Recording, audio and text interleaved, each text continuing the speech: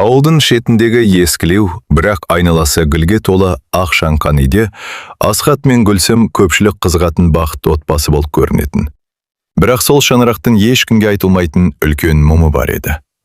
Олар үйленгеннен кейін арада 2 жыл өтті. Бала болмады.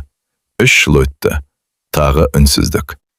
4-ші жылы ауыл адамдары ақырындап сыбырлай бастады. Дәрігерге қаралдыңдар ма? Бәлкім тағдырларында бала жоқ шығар. Басқа әйел алсаңшы. Осындай сөздер Асхат құлағына талай жетті. Бірақ ол ешқашан әйелінің көңілін жаралаған емес. Мен саған үйленгенде бала үшін емес, өзім үшін үйлендім дейтін ол. Гүлсім күлімсірегенімен түн болғанда жастығын жасқа шылайтын. Көп ұзамай Алла олардың тілегін қабыл етті. Алғашқы қыздары дүниеге келді. Қыздың атын Жібек қойды. Жібектің шырылдап жылаған дауысы осы үйдің үнсіздігін алғаш рет бұзған күн еді. Бірақ арада тағы бірнеше жыл өткенде олар тағы бір қыз сүйді. Бұл жолы қыздың есімін Жәмилә деп қойды. Қыздарын көздерінің қарашығындай өсірді. Жібек пен Жәмилә ата-анасының бар қуанышы болды. Дегенмен Гүлсімнің жүрегінде бір ғана арман қалды. Бір ұлым болса екен.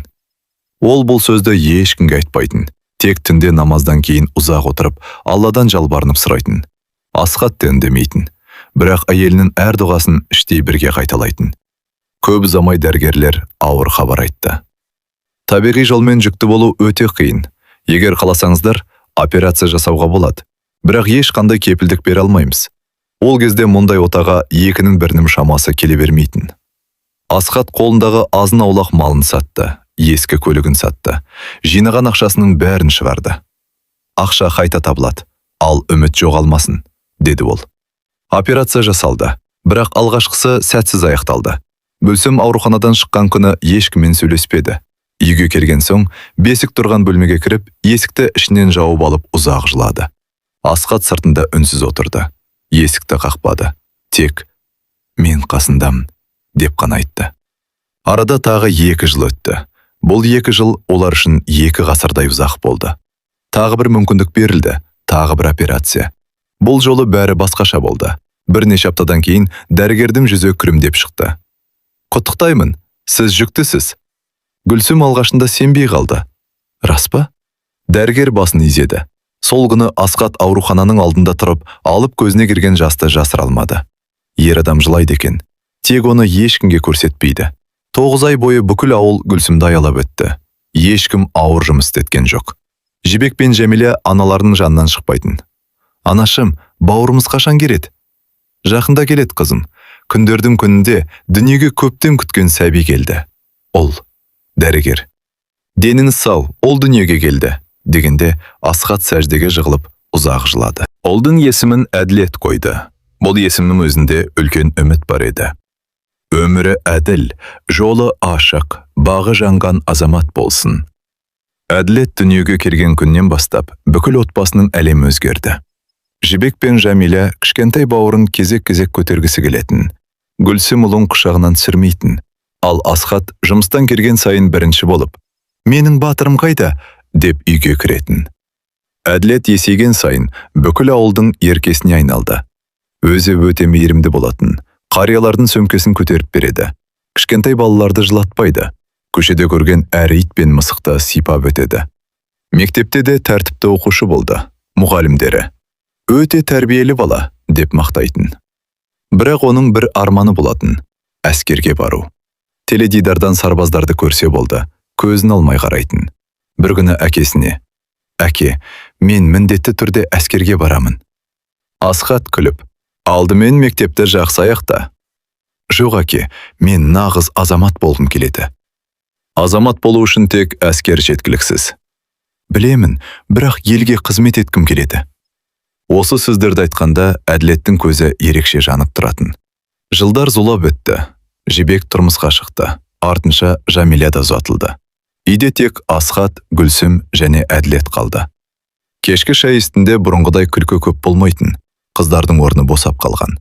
Сонда да үйдің ішін Әділеттің даусы толтырып тұратын. «Анашым, шайыңыз қандай дәмді?» «Әке, ертең шөпті мен шабамын. Малға өзім барамын». Ол ата-анасын ештеңеге жұмсамайтын. Асхат кейде сыртынан қарап отырып: «Қыздарым өз алдына бір бақыт. Бірақ мына ұлымыз қартайғанда сүйенішіміз болады дейтін. Гүлсім үндемей басын изейтін. Ол да дәл солай ойлайтын. Көктемнің бір күнінде ауылға әскери комиссарияттан шақырту келді. Әділет қағазды қолын алған бойда қуанып кетті.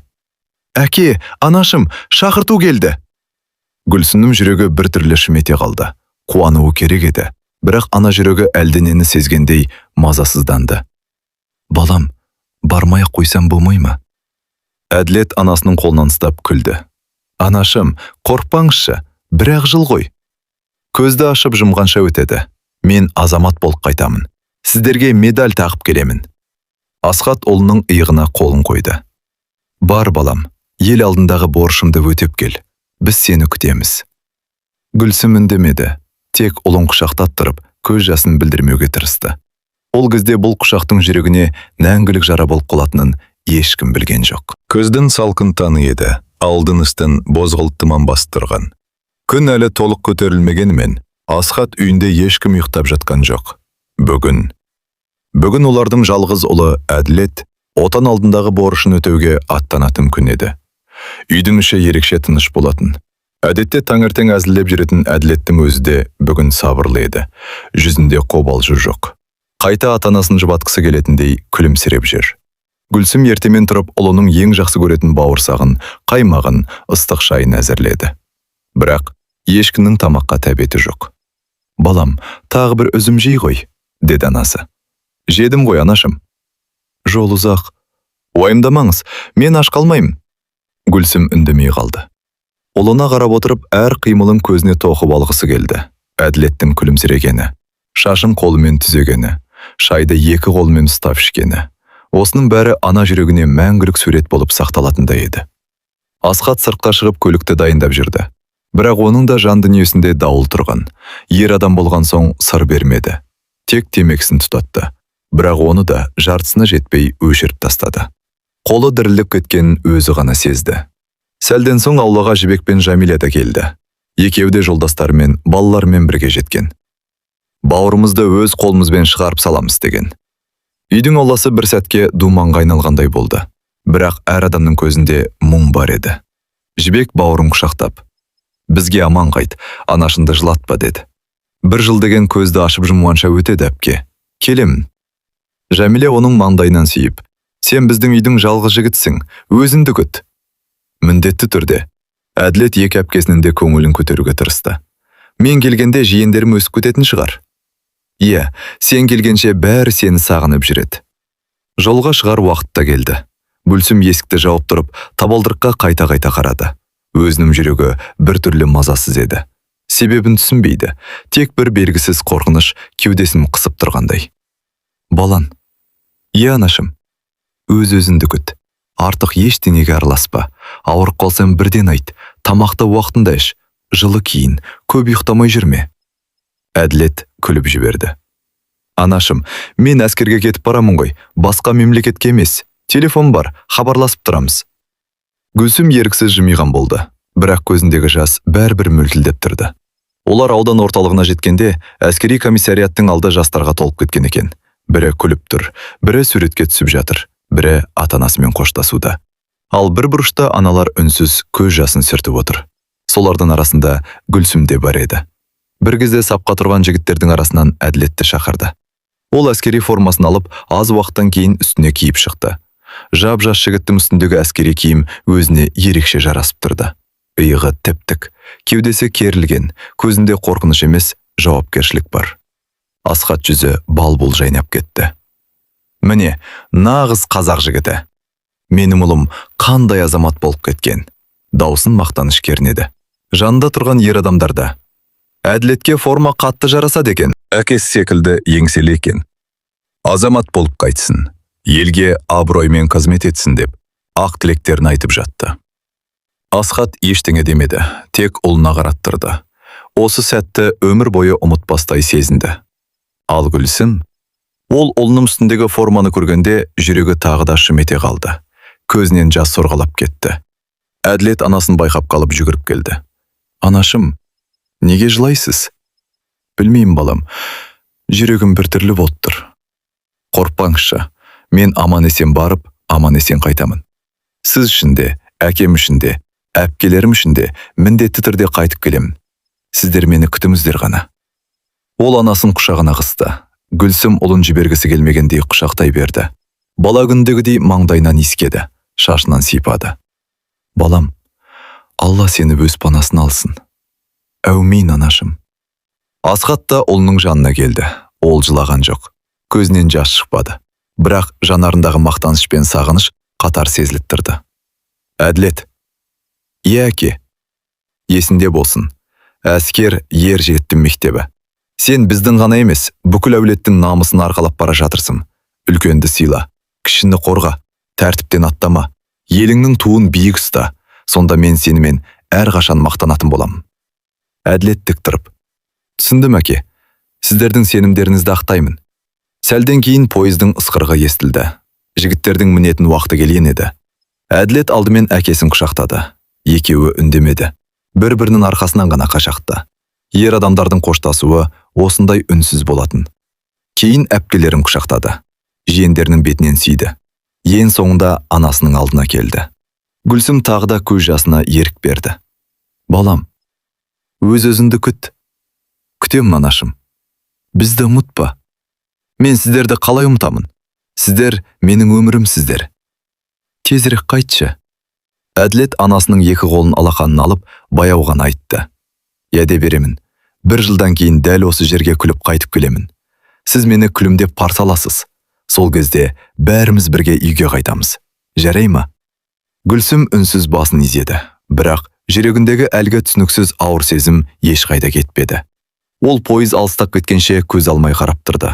Қара ноқаттай болып көрінбей кеткенше. Сол сәтте ол өзінің өміріндегі ең ауыр күту енді ғана басталғанын әлі білмеген еді. Әділет әскерге аттанғаннан кейін Асхат мен Гүлсімнің өмірі бір ғана күнтізбеге қарап өтетін болды. Әр таң сайын Гүлсім күнтізбедегі бір күнді сызып тастайтын. Тағы бір күн өтті. Баламның келетін күні жақындап келеді, деп күлімсірейтін. Ал Асхат қабырғаға ілінген әскери киімдегі оның суретіне қарап, уақыт тез өтеді екен, аз қалды дейтін. Алғашқы айлар өте жақсы өтті. Әділет аптасына 1 рет міндетті түрде хабарласатын. Кейде кешкісін телефон соғатын. Анашым, қалайсыздар? Балам, амансың ба? Уайымдамаңыздар, бәрі жақсы. Қамағың дұрыс па? Дұрыс. Ауырып жүрген жоқсың ба? Жоқ. Ұрып соғып жатқан жоқ па? Әділет күліп жіберетін. Анашым ай, бәрі жақсы деп айтып тұрмын ғой.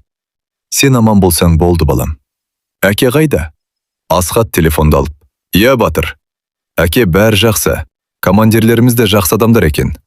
Жарайсың, азамат болып қайт. Міндетті түрде. Осындай қысқа ғана әңгімелердің өзі ата-анасының жүрегіне тыныштық сыйлайтын. Телефонды қойғаннан кейін Гүлсім ұзақ уақыт күлімдеп жүретін. Көршілері де, ұлым хабарласып тұра ма? Иә, шүкір. Әскер өзіне ұнап жатыр ма екен? Иә, өзі риза. Аз қалды ғой. Иә, енді бірнеше ай ғана қалды. Гүлсім осы сөздерді мақтанышпен айтатын. Өзінің қалауы еді. Мен міндетті түрде әскерге барам деп өсті ғой. Ауыл адамдары да. Әділет нағыз тәрбиелі бала. Аман келсін. Елдің азаматы болып оралсын, деп ақ батасын беріп жүрді. Уақыт зулап өте берді. Күз өтті, қыс өтті, көктем де келді. Енді Әділеттің әскери борышын аяқтап, үйге оралатын күні де жақындап қалған еді. Гүлсім күн сайын үйді жинап, ұлының бөлмесін сүртіп қоятын. Төсегінің жаймасын ауыстырады, сүйік тыңдайтын әндерін қосып қояды. Келгенде бәрі тат-таза тұрсын, деп өзімен өзі сөйлейтін. Бір күні кешке дейін телефон соғылмады. Бүгін бос емес шығар, деді Асхат. Гүлсім де үндемеді. Ертеңінде де хабар болмады. Жаттығуға кеткен шығар.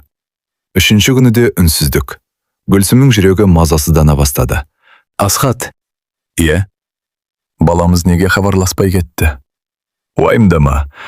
Әскерде ондай болып тұрады. Бірақ Әділет ондай емес қой. Ол ешқашан хабарсыз кеткен емес. Телефоны бұзылған шығар. Жоқ. Менің балам бірдеңе болса да, біреудің телефонымен болса да хабарласатын еді. 4-ші күні Гүлсім өзі қайта-қайта қоңырау шалды. Абонент жел аясынан тыс жерде. Осы суық дауыс оның жүрегін одан сайын мұздатып жіберді. Тағы қоңырау шалды. Тағы сол жауап.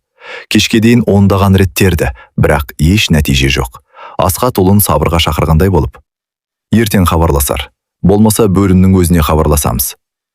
Гүлсім сол түні көз ілмеді. Таң ата тағы телефон соқты. Тағы үнсіздік. Әділетпен бірге қызмет ететін бір жігіттің нөмірін бұрын жазып алған болатын. Мүмкін содан сұрармын, деп нөмірді терді. Ұзақ уақыт қоңырау кетті. Ешкім көтермеді. Тағы терді. Тағы ешкім алмады.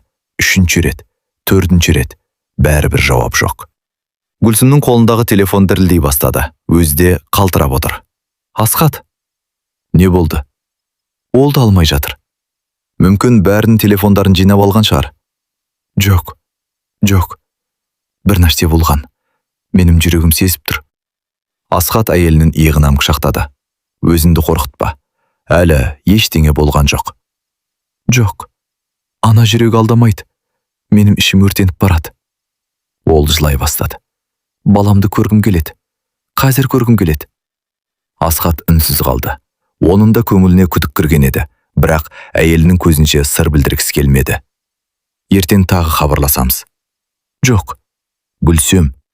Жоқ. Біз күтіп отыра алмаймыз. Балам жалғыз ғой. Егер бірдеңе болып қалса ше, мен өзімді ешқашан кешірмейін. Мен дәл қазір барғым келеді. Алыс жол ғой. Қанша алыс болса да барам. Жаяу бар десең де барам. Тек баламды көрсем болды. Оның жан даусы бүкіл үйді жаңғыртып жіберді. Асхат әйелінің жүзіне қарады. Осы жылдар ішінде оны талай рет көрген, бірақ дәл мұндай күйін алғаш рет көріп тұр. Бұл жай ғана уайым емес еді. Бұл ана жүрегінің жанайғайы болатын. Аз ойланып отырып, ол орнынан тұрды. Жарайды, барамыз. Екеуміз бірге барамыз. Қазір вокзалға барып, ең жақын пойызға билет аламыз. Гүлсім көз жасын сүртіп. Рахмет. Менің жүрегім тынышталмай тұр. Балам бізді күтіп тұрғандай. Кешке қарай екеуі асығыс вокзалға келді. Қолдарында шағын ғана сөмке, ешқандай артық зат алған жоқ. Оларға киім де, тамақ та маңызды емес еді. Бір ғана мақсат болды. Әділетті көру. Пойыз баяу қозғала бастағанда, Гүлсім терезеден қараңғыға ұзақ қарап отырды. Асхат оның қолынан ұстап. Уайымдама. Мүмкін расымен телефоны жоғалған шығар. Бәлкім бөлімнен шыға алмай жүрген болар. Мүмкін бізге тосынсый жасағысы келген шығар. Келер күні өзі үйге жетіп келетін шығар. Гүлсім басын баяу шайқады. Көзінен тағы да жас сырғып түсті. Жоқ, Асхат. Мен оны 9 ай көтердім. Жүрегінің қалай соғатында сезген анамын. Бүгін менің жүрегім бір ауыр қайғыны сезіп тұр. Құдайым, тек балама бірдеңе болмаған болса екен. Пойыз түн қараңғылығын қақ жарып, белгісіз жаққа қарай зулап бара жатты. Ал ерлі зайыптың жүрегінде жауапсыз қалған бір ғана сұрақ бар еді. Әділет қайда? Пойыз таң ата әскери бөлім орналасқан қалаға келіп тоқтады. Гүлсім бір сәтке де аялдаған жоқ. Қолындағы сөмкесін қыса ұстап, бірінші болып вокзалдан шықты. Оның жүрегі бір ғана үмітпен соғып тұрды. Қазір баламды көремін. Мүмкін шынымен телефоны жоғалған шығар. Асхат та әйелінің соңынан үнсіз ерді. Екеуі таксимен әскери бөлімге жеткенде, қақпа алдында кезекші сарбаз тұр екен. Асхат құжаттарын көрсетіп, біз сарбаз Әділет Асхаттың ата-анасымыз. Баламыз бірнеше күннен бері хабарласпай кетті. Көрейді деп келдік, деді. Кезекші олардың жүздеріне тамырқай қарап қалды. 1 минут күтіңіздер. Бірнеше минуттан кейін бөлім басшыларының бірі шықты. Ол сыпайы амандасып, екеуін кабинетіне шақырды. Айтыңыздар, қандай мәселе? Гүлсім сөзді өзі бастады. Балам бірнеше күннен бері телефон көтермейді. Біз қатты уайымдап келдік. Офицер құжаттарды қарап отырып тамырқап, қалай, хабарласпай ма? Иә. Бірақ ол бір сәт үнсіз қалды. Сосын баяу ғана. Сіздердің ұлдарыңыздың әскери қызметі 1 ай бұрын аяқталды ғой? Гүлсім түсінбей қалды. Қалай аяқталды?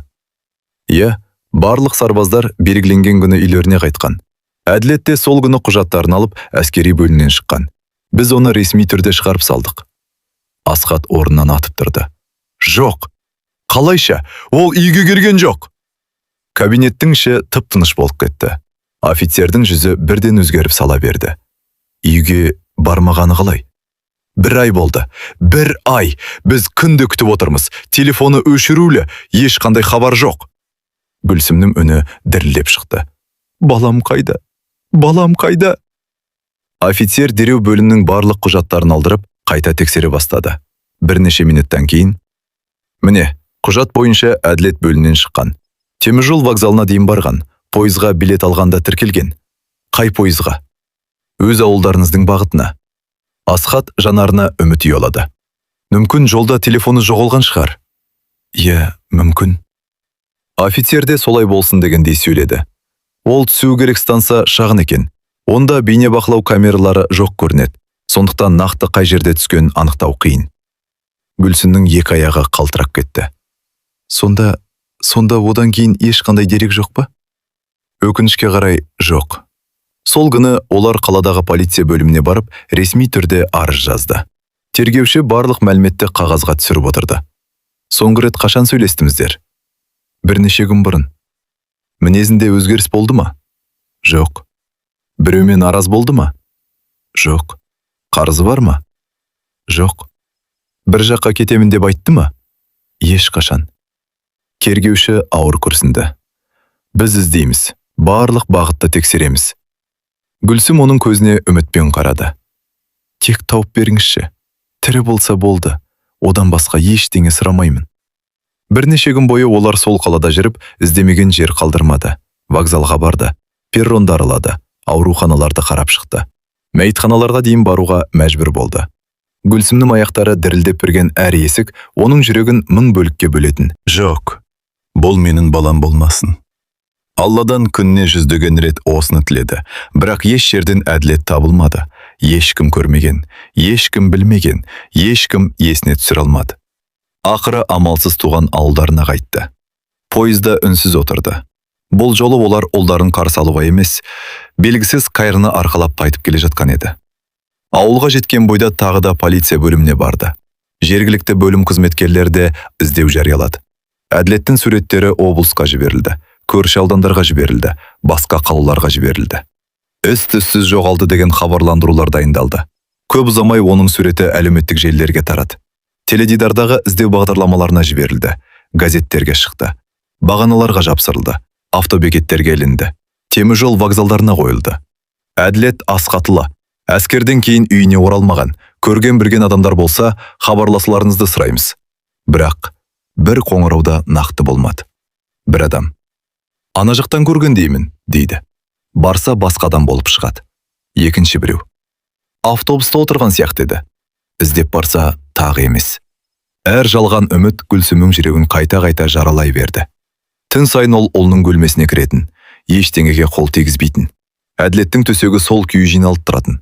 Әскерге кетерде шешіп кеткен ескі спорттық аяқ киімі есік жанында әлі тұр. Мектеп бітіргендегі суреті қабырғада ілулі. Балалық шағында жақсы көрген домбырасы бұрышта сүйеулі тұр. Гүлсім сол домбыраны құшағына алып: «Балам, қайдасың? Бір ауыз үн қатшы. Анашым деп бір рет айтшы», деп еңіреп жылайтын. Жауап жоқ. Тек бөлменің ішіндегі ауыр тыныштық. Асхат күндіз ешкімнің көзінше сыр білдірмейтін. Полицияға барады, құжат жинайды, хабарландыру таратады, таныстарға хабарласады, іздеуді тоқтатпайды. Бірақ тым болғанда, барлық ұйықтаған соң ғана аулаға жалғыз шығатын. Әділет кішкентай кезінде бірге отырғызған алма ағашын тіп отырып, үнсіз жылайтын. Көз жасын ешкім көрмесін дейтін. Өйткені ол өзін отбасының тірегі санады. Бірақ тірек болған адамның да жүрегі қан жылайтынын ешкім білмейтін. Жібек пен Жәмиля да бауырын іздеуден бір сәт бас тартпады. Екеуі де әлеуметтік желілерге күн сайын суретін жүктеді. Достарына жіберді, еріктілерге хабарласты. Әр телефон қоңырауы соғылған сайын, мүмкін әділеттен хабар шығар деп үміттенетін. Бірақ әр жолы үміттері үзіліп қала берді. Күндер апталарға айналды. Апталар айларға ұласты. Ал әділеттен бір ғана белгіде болған жоқ. Жер жұтқандай. Ізім қайым жоғалып кеткендей. Бірақ ана жүрегі бәрібір бір үміттен айырылмады. Гүлсім әр кеш сайын аула қақпасын ашып қоятын. Асхат бір күні: «Неге күнде ашып қоясың?» деп сұрады. Гүлсім көзіне жас алып ақырын ғана: «Егер бүгін келсе, қақпа жабық екен деп кері қайтып кетпесін. Менің балам үйіне келгенде есік әрқашан ашық тұруы керек», деді. Осы сөзден кейін Асхат та шыдай алмады. Екеуі үнсіз құшақтасып тұрып, алғаш рет ештеңе айта алмай ұзақ жылады. Күндер бірінің артынан бірі өте берді. Алғашында бәрі табылып қалар. Бір-екі күнде хабарласар. Бір жерден шығып қалар деп жұбататын. Бірақ бір-екі күн бір аптаға айналды. Бірақ та бір айға ұласты. Бір айдың артынан тағы бірнеше ай өтті. Ақыры Әділеттің із-түзсіз жоғалғанына тура 1 жыл толды. Осы 1 жылдың ішінде Асқат пен Гүлсімнің баспаған жері қалмады. Аптасына кемінде 1 рет полиция бөліміне баратын. Есіктен кірген бойда кезекші қызметкерлер оларды танып қалатын. Аға, апай, келіңіздер. Тергеуші де олардың жүзін көрген сайын ауыр күрсінетін. Өйткені айтар жамалығы жоқ еді. Өкінішке қарай. Әлі ешқандай нақты дерек түскен жоқ. Біз барлық облыстарға сұрау жібердік. Темір жол бекеттерін тексердік. Ауруханаларды қарап шықтық. Құжатсыз жүрген адамдардың тізімін қарадық. Бірақ ештеңе табылмады. Гүлсімнің көзінен тағы жас төгілді. Бір ғана хабар болса екен. Тірі екенін ғана білсек болды. Асқат үнсіз әйелінің иығынан құшақтады. Іздеуді тоқтатпаңыздаршы. Тоқтатпаймыз. Бірақ қазіргі таңда ешқандай із жоқ. Осы сөзді олар 100 рет естіді, 1000 рет естіді. Әр барған сайын сол жауап. Ешқандай із жоқ. Уақыт өте келе Асқатта қатты өзгеріп кетті. Бұрын еңсесі тік, даусы зор азамат еді. Қазір иығы түсіп кеткен. Шашына әп-сәтте ақ кірді. Жүзі әжімге толды. Кейде ауыл адамдары оны көріп, «Аға, денсаулығыңыз дұрыс па?» деп сұрайтын. Ол жай ғана «Жақсымын» деп жауап беретін. Бірақ шын мәнінде ол күн сайын ішінен сынып бара жатқан еді. Гүлсімді тіпті тану қиын болатын. Бұрын жүзінен күлкі кетпейтін, қазір көзінен жас кетпейтін. Тәбеті жоғалды. Ұйқысы қашты. 1 жылда қатты жүдеп кетті. Бет сүйектері шығып кеткен. Шашының арасынан ақ талдар көбейді. Кейде көршілері келіп, «Гүлсім, өзіңді күтші» деп айтатын. Ол үнсіз ғана басын изейтін. Бірақ үйге кірген соң тағы да ұлының бөлмесіне барып отыратын. Әділеттің төсегінің жанына жайғасып, «Балам, сен аш жүрген жоқсың ба? Үстің жылы ма? Біреу саған көмектесіп жүр ме? Жарақат алған жоқсың ба? Ауырып жатқан жоқсың ба?» Осы сұрақтарды күн сайын қайталайтын. Өзі жауап беретін. Өзі тағы жылайтын.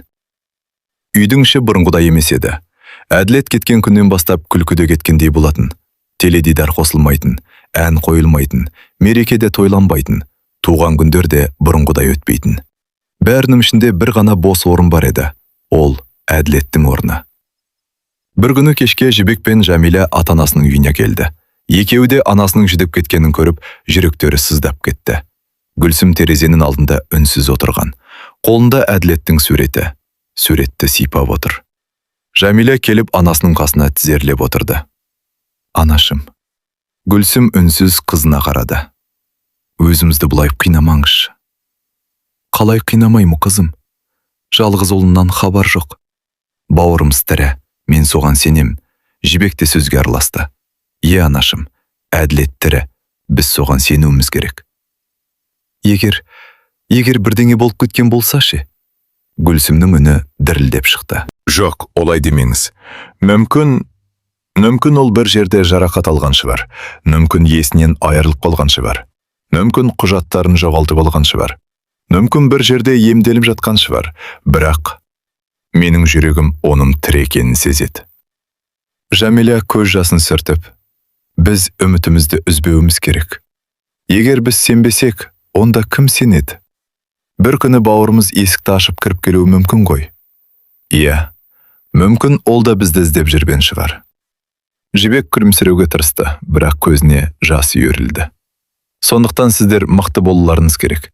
Әкеміз де, өзіміз де. Бауырымыз келгенде сіздерді осындай күйде көрмесін». Асқат сырттан кіріп келіп қыздарының сөзін естіп қалды.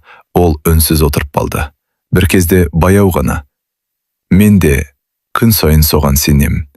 Әр кеш сайын қақпаның сықырлаған дыбысын тыңдаймын. Біреу келсе, Әділет шығар деп орнынан тұра жүгіремін. Бірақ әр жолы басқа адам болады». Оның дауысы алғаш рет дірілдеп шықты. «Әке», Жәмилә әкесінің қолын ұстады. «Сіз біздің тірегімізсіз. Сіз құламасаңыз ғана анамыз да шыдайды». Асқат көз жасын жасыру үшін терезеге бұрылды. «Мен құламаймын. Құлауға хақым жоқ. Бірақ әке жүрегі де ет пен сүйектен жаралған екен. Жалғыз ұлымнан 1 жыл бойы хабар болмай өмір сүру. Бұл тірі адамның ең ауыр сынағы шығар». Үйдің ішін үнсіздік басты. Төртеуі де ештеңе демеді. Әрқайсының жүрегінде бір ғана тілек бар еді. Құдайым, әділет тірі болса екен. Сол түніде Гүлсім әдетінше қақпаны іліп жаппады.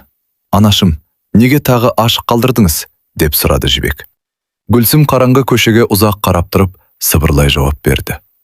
Егер бүгін келсе, үйіне кіре алмай, есік алдында тұрып қалмасын. Ана жүрегі әлі де ұлым күтіп тұрған еді. Ал сол үміт қана оны өмірге ұстап тұрған соңғы жіп сияқты болатын. 1 жылдан астам уақыт өтті. Полицияның есігін тоздырды. Тергеушілердің де айтатыны бір ғана сөз болды. Біз іздеуді тоқтатқан жоқпыз, бірақ әзірге ешқандай жаңа дерек жоқ. Осы жауапты естіген сайын Гүлсімнің үміті тағы бір сатыға төмендеп бара жатты. Бір күні кешке ол үнсіз отырып қалды. Қолында әділеттің бала күнгі суреті. Суретке ұзақ қарап отырып, кенет Асхатқа бұрылды. Мен енді қарап отыра алмаймын. Не істемексің? Емшілерге барамын. Асхат алғашында қарсы болды. Гүлсім, біз бармаған жер қалды ма? Енді емші қайдан табады? Егер 1% болса да үміт болса, соны да жібермеймін. Мен анамын. Мен қол қусырып отыра алмаймын. Осылайша олар тағы бір ауыр сапарды бастады. Бұл жолы олар полицияға емес, ел аузындағы емшілерді іздеуге шықты. Пәлен ауылда өте мықты емші бар екен. Төбем қалада жоғалған адамдарды айтып береді екен. Бір әйел жоғалған қызын тауыпты. Осындай әңгімелерді естісе болды, екеуі жолға шығатын.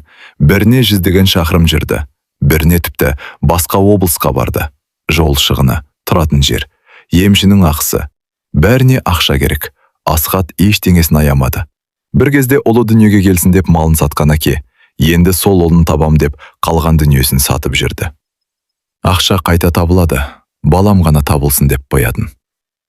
Бірінші емші үйдің ішіне кірген бойда көзін жұмып отырып, ұлдарым жоқ, оны күтпеңдер, ол бұл дүниеде емес, деді.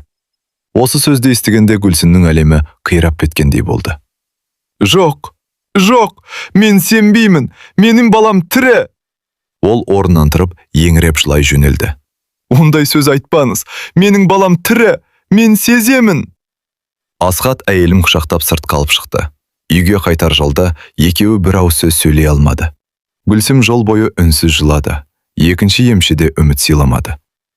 Іздемеңдер, босқа шаршап жүрсіңдер, бұл тағдырға көнердіңдер, деді.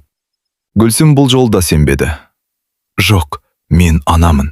Ана жүрегі баласының тірі екенін сезеді. 3-ші емші, 4-ші, 5-ші. Бірінің сөзі біріне ұқсамайды. Бірі күтіңдер дейді, бірі ұмытыңдар дейді, бірі қайтып келмейді дейді.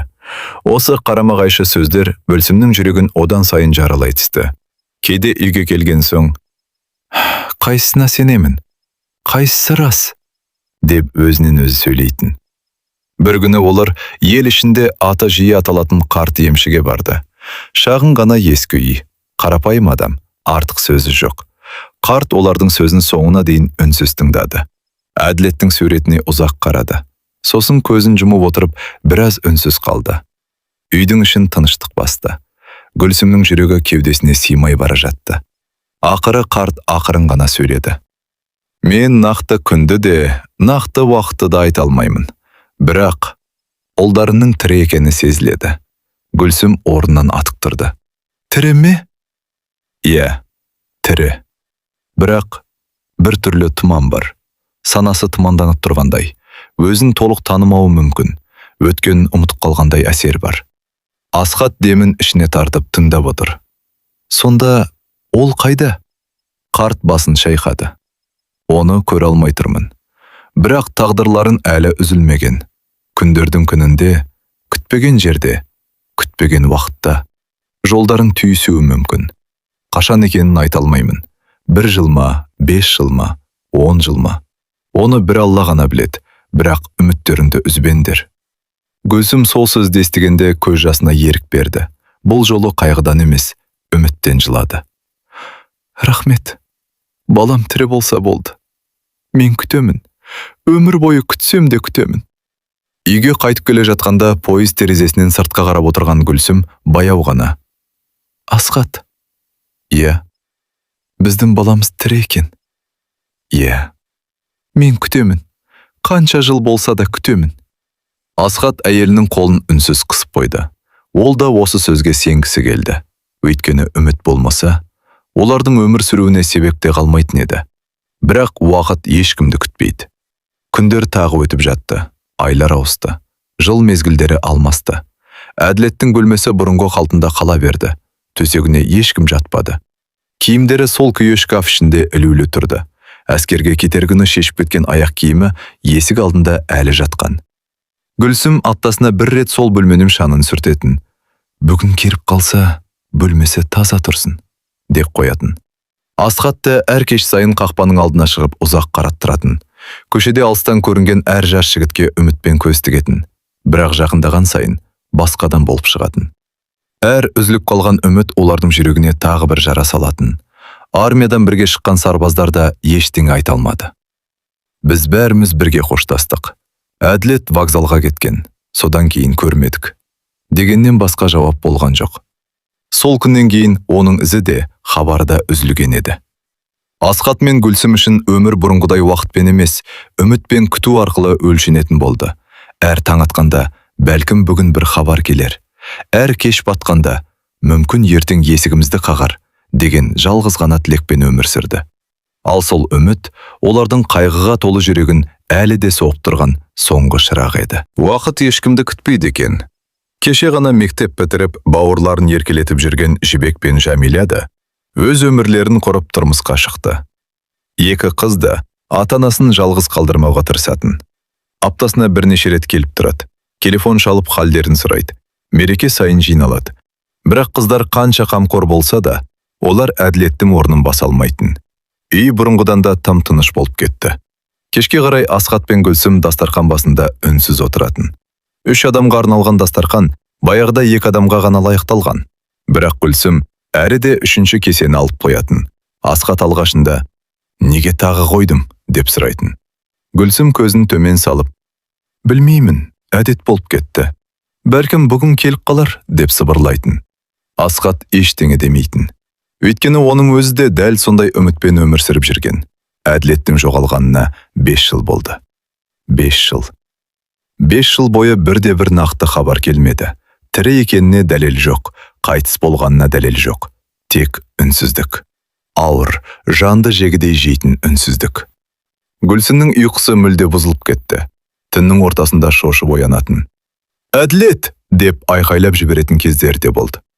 Кейде түсінде ұлын көреді. Әділет есікті ашып кіріп келеді.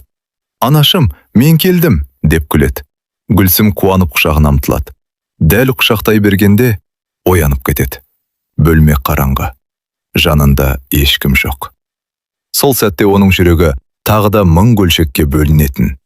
Таңға дейін жастығы көз жасынан су болатын. Олар іздеуді ешқашан тоқтатқан жоқ. Журналистерге барды, телебағдарламаларға қатысты, газет редакцияларына кірді. Әлеуметтік желілерде қайта-қайта жазба жариялады. Еріктілерден көмек сұрады. «Тек бір адам көрген болса екен, тек бір куәгер табылса екен» деп тіледі. Бірақ жылдар өтсе де ешқандай хабар болмады. Бірде-бір адам «Мен көрдім» деп нақты айта алмады. Бірде-бір белгі табылмады. Соңғы жылдары жаңалықтардан әскердегі түрлі қайғылы оқиғалар туралы хабарлар жиі айтылатын. Бір сарбаз көз жұмыпты, бірі жоғалып кетіпті, бірі зорлық көріпті. Осындай жаңалықтарды көрген сайын Гүлсім теледидарды өшіріп тастайтын. Көргім келмейді, жүрегім шыдамайды. Асхат те үнсіз сыртқа шығып кететін. Екеуі бір-біріне білдірмесе де, дәл сол сәтте бір ғана ой мазалайтын. Біздің әділеттің де басынан сондай жағдай өтті ме екен? Бірақ еш қайсысы бұл сұрақты дауыстап айтуға батпайтын. Өйткені ол сөз айтылса, үміттің өзі жоғалып кететіндей көрінетін. Бір күні таңертең Асхат аулада жүріп кенет кеудесін ұстап отыра кетті. Демі тарылып, өңі қашып бара жатты. Гүлсім жүгіріп шықты. «Асхат, не болды?» «Кеудем қатты қысып барады». Жедел жәрдем шақырылды. Дәрігерлер оны дереу аудандық ауруханаға алып кетті. Гүлсім аурухана дәлізінде жалғыз өзі отырып қалды. Қолында тағы да әділеттің суреті. «Құдайым, баламнан айырмадың. Енді күйеуімді де алып кетпе», деп күбірлей берді. Бірнеше сағаттан кейін дәрігер шықты. «Уайымдамаңыз, қазір жағдай тұрақталды. Бұл жүрек талмасы. Абырой болғанда дер кезінде жеткізгенсіздер». Гүлсім өгі алып, «Дәрігер, ол жазылып кете ме?» Егер өзім күтсе жазылады. Бірақ бір нәрсені қатаң есте сақтаңыз. Енді оған қатты күйзеліске түсуге болмайды. Артық уайымдауға болмайды. Қан қысымын бақылау керек. Жүрекпен ойнауға болмайды. Егер осылай қайта-қайта күйзеліске түссе, келесі жолы ауыр инсульт немесе жүрек талмасы өміріне қауіп төндіруі мүмкін. Гүлсім үнсіз тыңдап тұрды. Көзінен жас тоқтамай ағып жатты. «Дәрігер, біз қалай уайымдамаймыз? Жалғыз ұлымыз 5 жылдан бері із-түзсіз жоғалып кетті. Күнде күтеміз, күнде іздейміз. Сіз айтыңызшы, қай ата-ана бұған уайымдамай өмір сүре алады?» Дәрігердің жүзі мұңайып кетті. Ол бір сәт үнсіз тұрды да, жай ғана орындыққа отырып сөйледі. «Мен сіздерді түсінемін. Мен өзімді әкемін. Сіздердің қайғыларыңызды толық сезіне алмаймын, бірақ елестете аламын. Дегенмен, егер өздеріңізді жоғалтып алсаңыздар, ұлдарыңыз табылған күні оны қарсы алатын күштеріңіз қалмайды. Асхатқа қазір ең керегі тыныштық, ал сізге сабыр. Үмітті үзбеңіздер. Өйткені өмірде кейде ең керемет кездесулер дәл адамдар күдер үзген кезде болады. Бірақ сол күнге жету үшін екеуіңіз де аман болуыңыз керек. Денсаулықтарыңызды күтіңіздер. Бұл сөздер Гүлсімнің жүрегіне терең жетті. Ол палатаның есігін жайлап ашты. Асхат ұйықтап жатыр екен. Шашы әппақ болып кеткен, жүзі әжімге толған. 5 жылдың ішінде ол 15 жылға қартайып кеткендей көрінді. Гүлсім оның қолынан ақырын ұстап: «Біз шыдаймыз. Естідің бе? Біз міндетті түрде шыдаймыз. Өйткені біздің әділет бір күні қайтып келеді. Сол күнге дейін екеуміз де аман жүруіміз керек». Оның бұл сөзді Асхатқа айтқаны ма, әлде өз жүрегін айтқаны ма, өзі де білмеді. Бірақ сол күннен бастап, олар қайғымен емес, үмітпен өмір сүруге тырысты. Ауруханадан шыққаннан кейін Асхат бұрынғыдай ауыр жұмыс істемейтін болды. Дәрігердің «Жүрегімізді күтіңіз. Енді қатты күйзелуге болмайды» деген сөзі бүкіл отбасының есінде қалды. Бірақ адам жүрегіне бұйрық жүрмейді екен. Асхат қанша өзін сабырға шақырса да, күн сайын есіктің алдына шығып, көше жаққа қарайтын әдетінен айнымады. Ал Гүлсім әр таңын «Бүгін бір хабар келсе екен» деген тілекпен бастайтын. Күндердің бір күнінде күтпеген жерден телефон соғылды. Қоңырау жібектің күйеуі Асқардан еді. Ол сол кезде жұмысына байланысты Қырғызстанға барған болатын. Шекара асып бірнеше шағын қалаларды аралап жүрген. Телефон тұтқасын көтерген жібек бірден күйеуінің даусынан біртүрлі қобалжуды сезді. «Асқар, не болды?» Жібек: «Мен нақты айта алмаймын». «Не болды? Айтшы». «Мен бүгін бір жігітті көрдім». Жібектің жүрегі дүрсілдеп кетті. «Қандай жігіт?» «Автобуста келе жатқанбыз. Бір шағын қалаға кірдік. Автобус бағдаршамның алдында баяулады. Сол кезде жол жиегімен ескі киім киген бір жігіт кетіп бара жатты». Жібек үнсіз қалды. «Сосын?» «Білесің бе, сыртынан қарағанда маған әділетке қатты ұқсап кетті». Жібектің қолынан телефон түсіп кете жаздады. «Не дедің?» «Мен де алғашында сенбедім. Мүмкін көзіме елестеген шығар дедім. Бірақ автобустан қайта-қайта қарап отырдым. Түрі, жүрісі, бойы, бәрі қатты ұқсайды. Ол әділет пе еді?» «Жоқ, нақты айта алмаймын. Жасы үлкейген, бет әлпеті де өзгерген, бірақ өте қатты ұқсайды. Басында ескі бас киім, үстінде тозған күрте. Басын төмен салып, ешкімге қарамай кетіп бара жатты». Жібек демін ішіне тартып тыңдап тұрды. «Сосын не болды?» Асқар ауыр күрсінді. «Автобус тоқтаған кезде артынан жүгіріп түстім. Бірақ ол жоқ болып кетті. Қай көшеге кіргенін көрмедім. Іздедім, жарты сағаттай жүрдім. Еш жерден таппадым». Осы хабар сол күні Асхат пен Гүлсімнің үйіне жетті. Асқар кешке бейне қоңырау арқылы бәрін қайта айтып берді. «Мен сендерді бекер үміттендіргім келмейді, бірақ үндемейді қала алмадым. Егер айтпасам, өмір бойы өкінетін едім». Асхат үнсіз тыңдап отырды. «Сен нақты көрдің бе балам?» деді ол. «Ата, ант етемін, нақты әділет деп айта алмаймын. Бірақ дәл сондай адамды көрдім. Жас кезіндегі суреттен емес, есейіп кеткен әділет қандай болса, шамамен сондай. Сондықтан хабарласып отырмын». Гүлсімнің көзіне жас үйірілді. «Қай қалайды?» Асқар қаланың атын айтты. Ол жаққа қалай баруға болады? Анашым, сіз бармақсыз ба? Барам. Қай жерде болса да барам. Егер ол шынымен менің балам болса ше? Сол түні Гүлсім ұйықтай алмады. Жүрегі тағы да баяғыдай дүрсілдеп тұрды. 5 жылдан кейін алғаш рет үміт оты бұрынғыдан жарқырақ жанғандай болды. Таң ата салысымен ол Асқат, мен Қырғызстанға барам деді. Асқат ұзақ үнсіз отырды. Сосын кеудесін ұстап, ауыр күрсінді. Мен де барайын. Гүлсім оның қолын ұстап қалды. Жоқ, сіздің жүрегіңіз көтермейді. Дәрігер не деді? Жол ауыр, күйзелуге болмайды. Бірақ бұл менің ұлым. Білем, сондықтан сіз аман отыруымыз керек. Егер әділет табылып жатса, оны қарсы алатын әкесі үйде болу керек. Асқат көзін төмен салды. Бұл сөздің жаны бар еді. Бірақ жүрегі бәрібір ұлымен бірге жолға шыққысы келіп тұрды. Дәл сол кезде Жәмилә сөзге араласты. Анашым, сіз жалғыз бармайсыз. Мен сізбен бірге барам. Гүлсім қызына қарады. Жоқ қызым, балаларым бар. Балаларымды енесіне қалдырамын. Сізді жалғыз жібермеймін. Бір нәрсе болып қалса ше, жолда ауырып қалсаңыз ше, мен сіздің қасыңызда боламын. Гүлсім қызын құшақтап үнсіз жылады. Рахмет қызым. Үйде көп ақшада қалмаған еді. Әділетті іздейміз деп, жылдар бойы бар жиған тергендер таусылған. Малдың көбі сатылды, жинаған ақшалары жұмсалды. Енді қалғаны соңғы жинақ қана. Асқат сандықтың түбінен ақырын ғана конверт алып шықты. Ішінде сақтап жүрген соңғы ақшалар еді. Ол конвертте Гүлсімнің қолын ұстатты. Ал, осын ал. Ал өзімше? Маған ақша керек емес. Маған балам керек емес. Бәрін жұмса, бір тесін даяма. Гүлсім конвертті кеудесіне қысып тұрып, көз жасын тия алмады. Екеуі үнсіз құшақтасты. Бұл үнсіздіктің ішінде 5 жылдық сағыныш, шаршау, үміт пен қорқыныш қатар жатқан еді. Ертеңіне таңертең Гүлсім мен Жәмилә Қырғызстанға жолға шығуға дайындала бастады. Ал Асқат есік алдында ұзақ тұрып, олардың соңынан қарап қалды. Ол іштей бір ғана дұға қайталады. О Алла, егер ол расымен менің әділетім болса, осы жолы бізді құр қол қайтармашы. Қырғызстанға жолға шығатын күн де келді. Таң әлі толық атпаған. Гүлсім үйдің ішін үнсіз жинап шықты.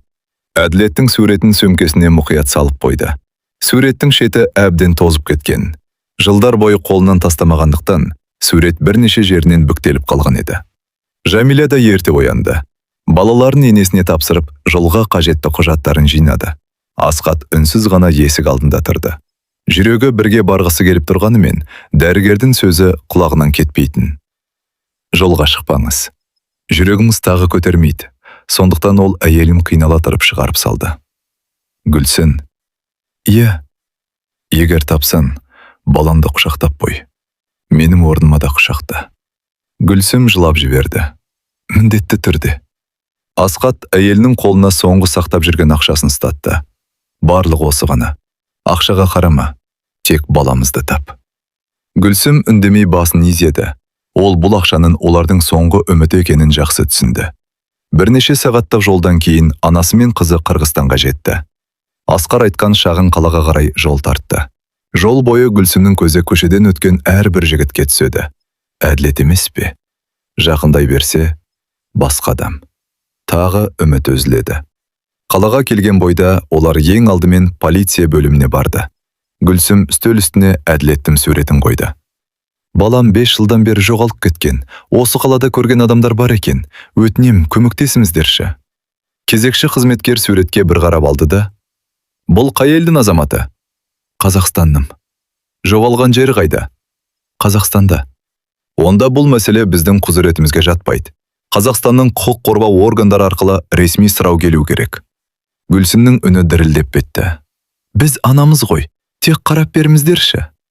Кешіріңіз, біз өз бетімізше іс қозғай алмаймыз. Жәмилә ашуға булығып: Біз көмек сұрап келдік. Ешкімнен ақша сұрап жоқпыз. Бір адамның тағдыры туралы айтып тұрмыз. Қызметкердің жүзі жұмсарғанымен жауабы өзгермеді. Түсінемін, бірақ заң сондай. Егер нақты қылмыс немесе ресми арыз болмаса, біз іздеу жүргізе алмаймыз. Сіздер Қазақстандағы полициямен сөйлесіңіздер. Олар бізге халықаралық сұрау жіберсін. Гүлсім орындықтан әрең тұрды. 5 жыл бойы естіп келе жатқан жауаптың тағы бір түрі ғана еді. Біз көмектесе алмаймыз. Екеуі полиция бөлімінен көңілдері түсіп шықты. Жәмилә анасының қолынан ұстап: «Анашым, жыламаңызшы». «Қалай жыламаймын, қызым? 5 жыл болды. Әлі бір адам балам туралы нақты бір ауыз сөз айта алмайды». Сол күні олар Асқар көрген жерге барды. Автобус тоқтаған аялдама, жолдың шеті, ескі дүкен, шағын базар. Асқар телефон арқылы: «Мен дәл осы жерде көрдім. Басын төмен салып кетіп бара жатты. Жүгір түскенше жоқ болып кетті», деді. Гүлсім сол көшені қайта-қайта аралады. Жолда кездескен адамдардың бәріне суретті көрсетті. «Мына жігітті көрдіңіздер ме? Бірі басын шайқайды». «Жоқ». Екіншісі: «Ұқсамайды».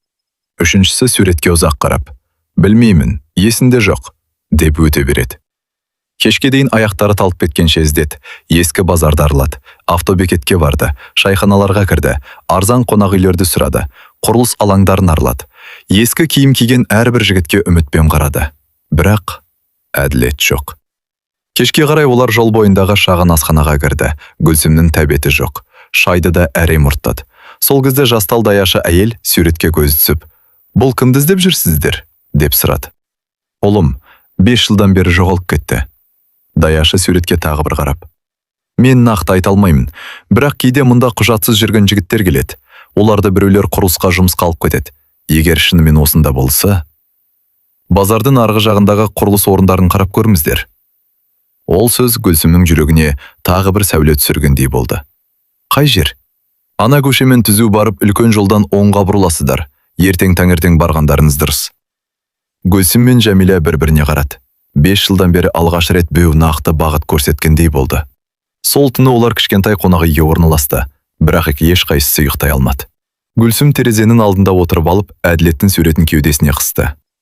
«Балам, егер шынымен осы қалада болсаң, ертең анаң сені міндетті түрде табады. Мен сені бұл жолы жібермеймін». Таң ата салысымен Гүлсім мен Жәмилә тағы да іздеуге шықты. Бұл жолы олар ешқандай жерді қалдырмауға бел буды.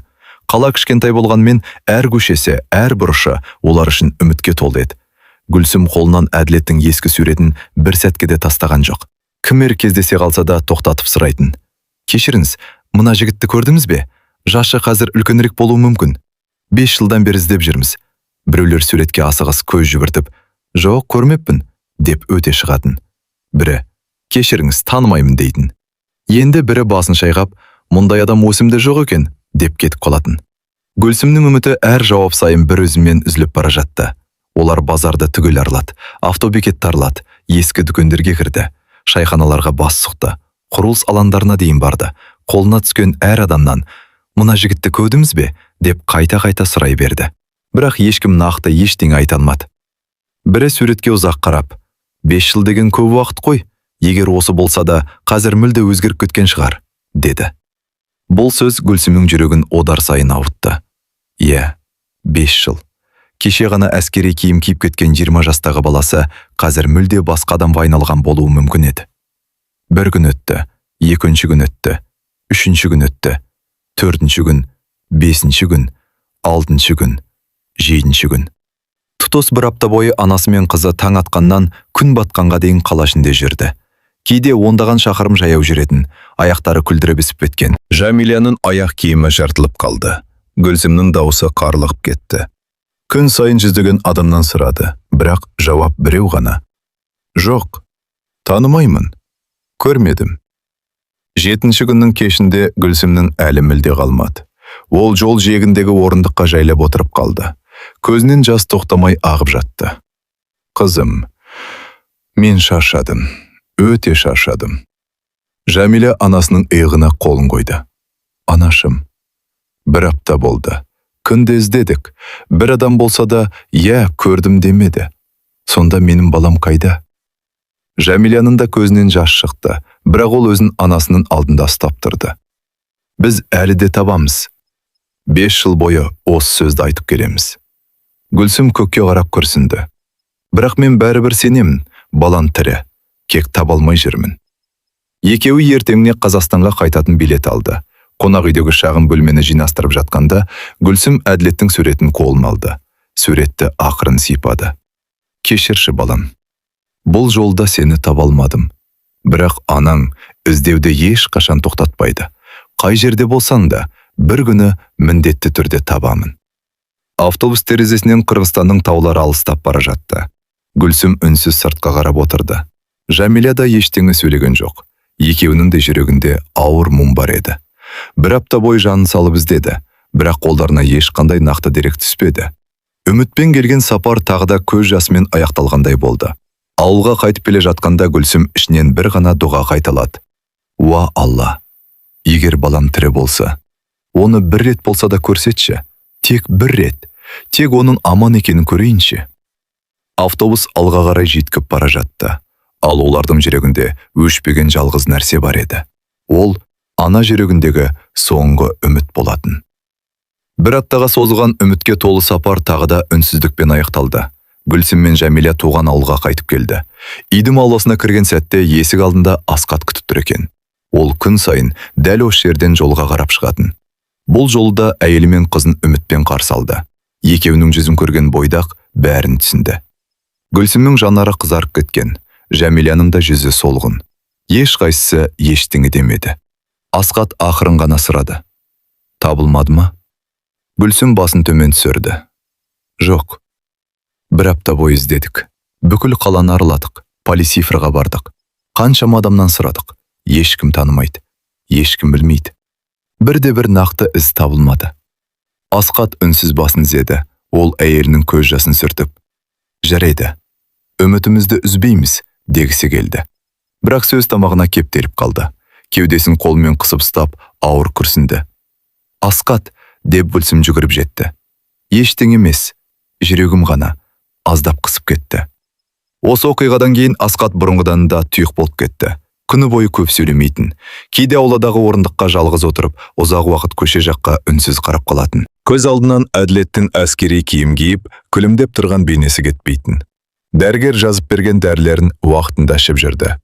Бірақ ешқандай дәрі адамның жан жарасын емдей алмайды екен. Түнде жиі оянып кететін. Кейде түсінде ұлын көреді. Таңертең үнсіз отырып қалатын. Гүлсім бәрін байқап жүрді. Асқат, өзіңді күтші. Күтемін. Көп уайымдама. Әке баласын қалай уайымдамайды. Ол осы сөзді айтып тағы үнсіз қалатын. Айлар өте берді. Үй бұрынғыдан да тым меңіреу болып кеткендей еді.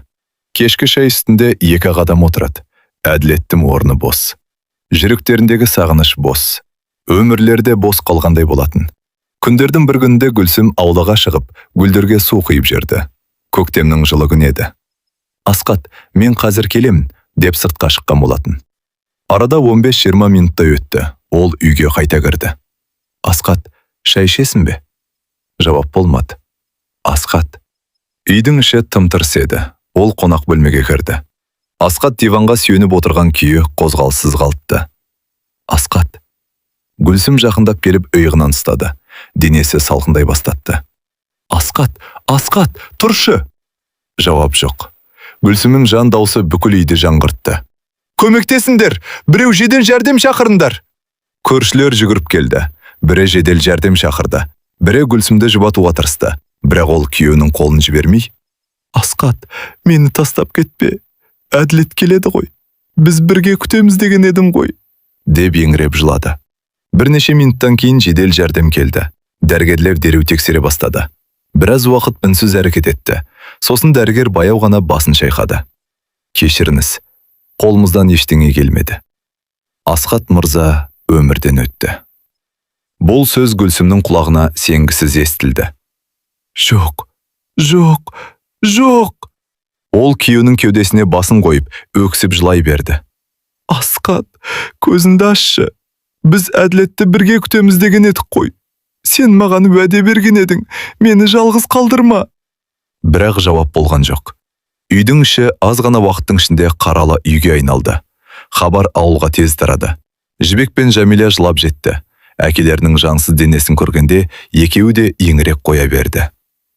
Әке, біз келдік, тұрмысшы. Ауыл адамдары да ағылып келді. Асқат қандай жақсы адам еді. Өмір бойы ешкімге жамандық жасаған жоқ. Жалғыз ұлының қайғысы жүрегіне батты, деп күрсініп жатты. Ертесіне бүкіл ауыл жиналып, Асқатты ақтық сапарға шығарып салды. Жаназа оқылды. Жақындары, көршілері, туыстары соңғы рет қоштасты. Гүлсім қабірдің басында үнсіз тұрды. Көз жасы таусылғандай. Жылауға да шамасы қалмаған еді. Бір қолында күйеуінің суреті, екінші қолында Әділеттің ескі суреті. Бірі өмірден өтті. Бірі әлі күнге дейін із-түзсіз жоғалған. Сол сәтте Гүлсім өзін өмірде мүлде жалғыз қалғандай сезінді. Бірақ жүрегінің ең түкпірінде бір ғана үміт әлі сөнбеген еді. Әділет, сен бір күнесің. Бірақ әкең сені күте алмай кетті. Асқат дүниеден өткеннен кейін Гүлсімнің өмірі мүлде өзгерді. Бұрын қандай қиындық болса да, қасында ақыл айтатын жары болатын. Енді үй тым-тырыс. Кешкілік самал жел соққанда ескі қақпа сықырласа, Гүлсім селк етіп: «Әділет келді ме?» деп орнынан тұратын. Бірақ есіктің ар жағында ешкім болмайтын. Уақыт тағы да тоқтаусыз өте берді. Асқаттың қайтқанына 5 жыл өтті, ал Әділеттің із-түзсіз жоғалғанына тура 10 жыл толды. 10 жыл. Тұтас 10 жыл бойы ана жүрегі бір күнде тыныштық көрген жоқ. Жібек пен Жәмила өз отбасыларын құрып кеткен, балалары өсіп қалды. Демалыс күндері немерлерін ертіп аналарына келіп тұратын, үйге бала күлкісі естілетін. Немерлері: «Әже, біз келдік!» деп құшағына асығатын. Гүлсім де немерлерін маңдайынан иіскеп еркелететін. Бірақ кеш бата бәрі өз үйлеріне қайтқанда, үй қайтадан меңіреу тыныштыққа батып кететін. Сол тыныштық Гүлсімге бәрінен ауыр еді. Кейде кешкі шайды жалғыз ішетін. Қарсы алдында Асқаттың суреті. Қасында Әділеттің әскери киімдегі суреті. Ол суреттермен сөйлесуді әдетке айналдырған. «Асқат, біздің баламызды таба алмадым. Кешірші, бірақ мен әлі де іздеп жүрмін. Әділет, егер сен бір жерде тірі жүрсем, анаң сені іздеуді тоқтатқан жоқ. 10 жылдан бері тоқтатқан емес». Жылдар өтсе де Гүлсімнің үміті өлмеді. Керісінше, уақыт өткен сайын бір ой оның жүрегіне қайта-қайта орала беретін. Қырғызстан. Асқар көрген әлгі шағын қала. Неге екенін өзі де түсінбейтін, бірақ жүрегі сол жаққа тарта беретін. Бір күні кешке қыздарын шақырып алды. Жібек пен Жәмила дастархан басында отырған. Гүлсім ұзақ үнсіз отырды. Сосын жай ғана: «Мен тағы Қырғызстанға барамын» деді. Екі қызы бір-біріне қарап қалды. «Анашым, менің жүрегім сол жаққа тартып тұр». Жәмила күрсініп: «Анашым, біз ол жаққа барып қайттық қой. Бір апта іздедік, ештеңе таппадық. Бұл жолы басқаша болады». «Қалай басқаша?»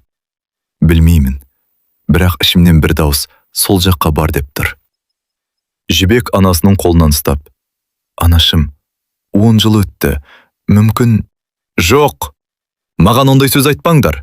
Ана жүрегі алдамайды, менің балам тірі, мен соған сенемін». Үйдің іші үнсіз қалды. Бір кезде Гүлсім қайта сөйледі: «Әскер өткен аймақтар Қырғызстанға жақын еді ғой. Мүмкін бір жағдай болғар шығар. Мүмкін есінен айырылған шығар. Мүмкін құжатсыз қалып қойған шығар. Мүмкін біреу жұмыс қалып кеткен шығар. Мүмкін өзін кім екенін білмейтін шығар. Бірақ егер мен қарсы алдынан шықсам, мені тануы мүмкін». Анасының даусын естісе, бәлкім есіне бірдеңе түсер. Осы сөздерді айтқанда оның көзіне жас келді. «Мен соңғы демем қалғанша баламды іздеймін.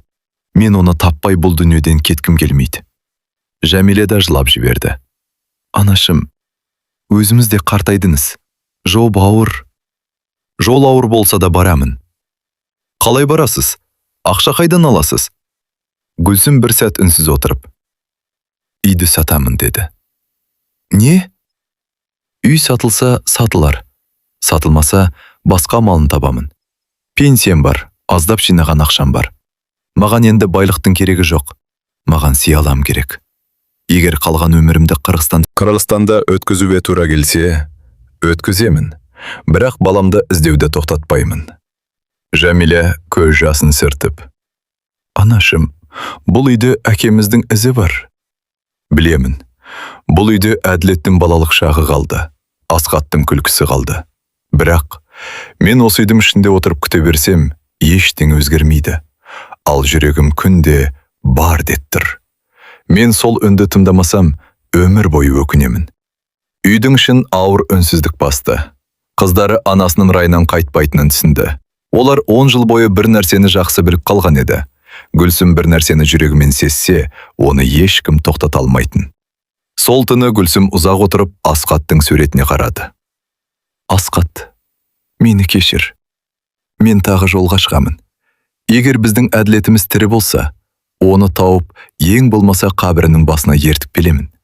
Сен күткен ұлымды саған көрсетемін. Бірнеше аптадан кейін Гүлсім өз шешімін өзгертпеді. Қыздары қанша көндіруге тырысса да, райынан қайтпады. Анашым, тағы бір ойланымызшы. Ойланатын ештеңе қалған жоқ, қызым. 10 жыл ойландым. Енді әрекет ететін уақыт келді. Ол көп дүние алған жоқ. Бірнеше ауыстыратын киімін ғана шағын сөмкеге салды. Асқаттың суретін, Әділеттің әскери киімдегі ескі суретін, екеуінде мұқият киімдерінің арасына қойды. Осылар маған күш береді, деді. Жібектің күйеуі Асқар бұл жолда көмектесуге бел буды. Анашым, сізді жалғыз жібермеймін. Алдымен өзім апарып орналастырамын. Гүлсім үндемей басын изеді. Бірнеше күннен кейін олар Қырғызстандағы әлгі шағын қалаға қайта келді. Асқар бұрын жүрген көшелердің маңынан шағын ғана бір бөлмелі пәтер тауып берді. Үй өте қарапайым еді. Ескі жиһаз, кішкентай ас үй, тар ғана терезе. Бірақ Гүлсім үшін оның бәрінің маңызы жоқ болатын. Ең бастысы осы қалада тұру. Осы қалада әділеттің ізі қалуы мүмкін деген үміт. Асқар барлық қажетті заттарды сатып әперді. Тоңазытқышқа азық-түлік салып қойды. Газ плитасының қалай жұмыс істейтінін көрсетті.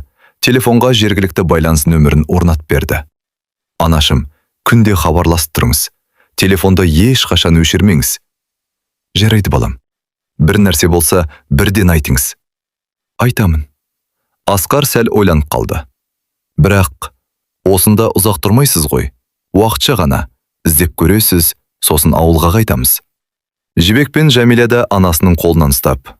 Анашым, бізде балалардың оқуы бар, жұмысымыз бар. Қазір бәріміз көшіп келе алмаймыз. Бірақ сізде өзімізді қинамаңыз.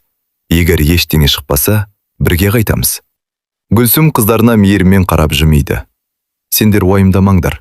Мен әлі әлсіз емеспін. Өзім тамақ істей аламын, өзім жүре аламын. Алла қуат беріп тұрғанда, ғаламды іздеуді тоқтатпаймын. Жәмилә анасын құшақтап жылады. Өзімізді күтіңізші. Күтемін, қызым. Бірақ мені іздемеңдер деп айтпаймын. Күнде хабарласып тұрымдар. Асқар соңғы рет пәтердің кілтін тексеріп сыртқа шықты. Біз бір аптадан кейін тағы хабарласамыз. Қажет болса, қайта келемін. Рахмет, балам. Қыздары аналарына қайта-қайта бұрылып қарап, ауыр көңілмен елге қайтты. Ал Гүлсім сошкентай пәтердерде жалғыз қалды. Ертеңіне таңертең ерте оянды. Шайын ішіп болған соң, Әділеттің суретін қолын алды. Балам, анаң келді. Енді мен ешқайда кетпеймін. Сені осы жерден табамын. Ол суретті қайтадан сөмкесіне салып сыртқа шықты. Пәтердің жанында шағын ғана саябақ бар екен. Саябақта қариялар орындықта отырып әңгімелеседі. Балалар асыр салып ойнайды. Жастар жұмысқа асығып өтіп жатады. Гүлсім сол саябаққа үнде келетін болды. Ұзақ отырып, әрбір өтіп бара жатқан адамның жүзіне мұқият қарайтын. Кейде саябақтан шығып, халық көп жүретін көшелерге бет алатын, базарға баратын, автобекетке соғатын, сауда орталықтарының алдына барып тұратын. Құрылыс алаңдарының жанынан өтетін, қайда адам көп болса, сол жерге баруға тырысатын. Өйткені оның жүрегінде бір ғана үміт бар еді. Бәлкім, дәл бүгін, дәл осы көшеде Әділет алдынан шығып қалар. Кейде алыстан бойы ұқсас жігіт көрсе, жүрегі атша тулайтын. Асыға барып қараса, басқа адам. Тағы да үнсіз кері бұрылатын. Бірақ ешқашан үмітін үзбеді. Күн сайын таңертең, бүгін табамын, деп үйден шығатын. Кешке қаран, ертең табармын, деп қайта оралатын. Сол үміт қана оны алға жетелеп тұрды. Өйткені ана жүрегі 10 жылдан бері бірақ нәрсеге сенетін. Менің балам тірі. Бір күні міндетті түрде жолығамыз. Қырғызстанда келгеніне де 1 жыл болып қалыпты. Осы 1 жылдың ішінде Гүлсімнің өмірі бір ғана тәртіппен өтетін. Таң намазын оқиды, өзіне қарапайым ғана таңғы ас әзірлейді. Әділеттің суретін сөмкесіне салып алады. Содан кейін үйден шығып кетеді. Қаладағы кішкентай саябаққа барып, күн сайын бір орындыққа отыратын. Бұл орындық оған үйреншікті болып кеткен еді. Саябақтағы ағаштар да, құстардың дауысы да, таңертең жүгіріп жүретін адамдар да оған таныс болып қалған. Кейде қолына бір кесе ыстық шай алып отырады. Кейде балалардың ойнағанын үнсіз тамашалайды. Бірақ көзі әрдайым адамдардың арасында болатын. Бәлкім бүгін, бәлкім дәл қазір. Осы үмітпен өмір сүріп жүрді. Кешке қарай адамдар көбейген кезде де саябақтан кетпейтін. Күн батағана жалдап тұрған пәтеріне қайтатын. Ертеңінде бәрі қайтадан қайталанатын. Бір күні саябақта жүгіріп жүрген жас қызға көзі түсті. Қыз өте сыпайы көрінетін. Күн сайын таңертең бір уақытта келіп, бірнеше айналым жүгіріп шығатын. Гүлсім оны күнде көретін. Қыз да саябақтағы сол бір қазақ әжені күнде байқап жүрген сияқты. Бірақ екеуі бір-біріне тек жымиып амандасумен ғана шектелетін. Осылай бірнеше апта өтті. Бір күні қыз жүгіріп болып, қолындағы суын ішіп тұрып, Гүлсімнің қасына келді. «Сәлеметсіз бе, апа?» «Сәлем, қызым. Рұқсат болса, қасыңызға отырсам бола ма?» «Әрине, отыр, қызым». Қыз орындыққа жайлап отырып, күлімсірей қарады. «Мен сізді күнде көремін. Таңертеңде, кешке де осында отырасыз, жалғыз өзіңіз. Біртүрлі уайымдап жүретіндей көрінесіз». Гүлсім үнсіз жымиды. «Иә, қызым, мен бір адамды күтіп жүрмін». «Туысыңыз ба?» Гүлсім сөмкесін ашып, әбден тозған суретті ақырын шығарды. «Жалғыз ұлым. 11 жыл болды. Іздеп жүрмін». Қыз суретке ұзақ қарап қалды. «Қазақстаннан келдіңіз бе?» «Иә». «Осынша жыл бойы?» Осынша жыл бойы? Иә. Ана жүрегі үмітін үзбейді екен. Сөйтіп Гүлсім бүкіл өмірін айтып берді. Әділеттің қалай дүниеге келгенін, әскерге қалай қуанып кеткенін, қалай із-түзсіз жоғалғанын, күйеуінің қайғыдан көз жұмғанын, қалай Қырғызстанға көшіп келгенін, бәрін айтып шықты.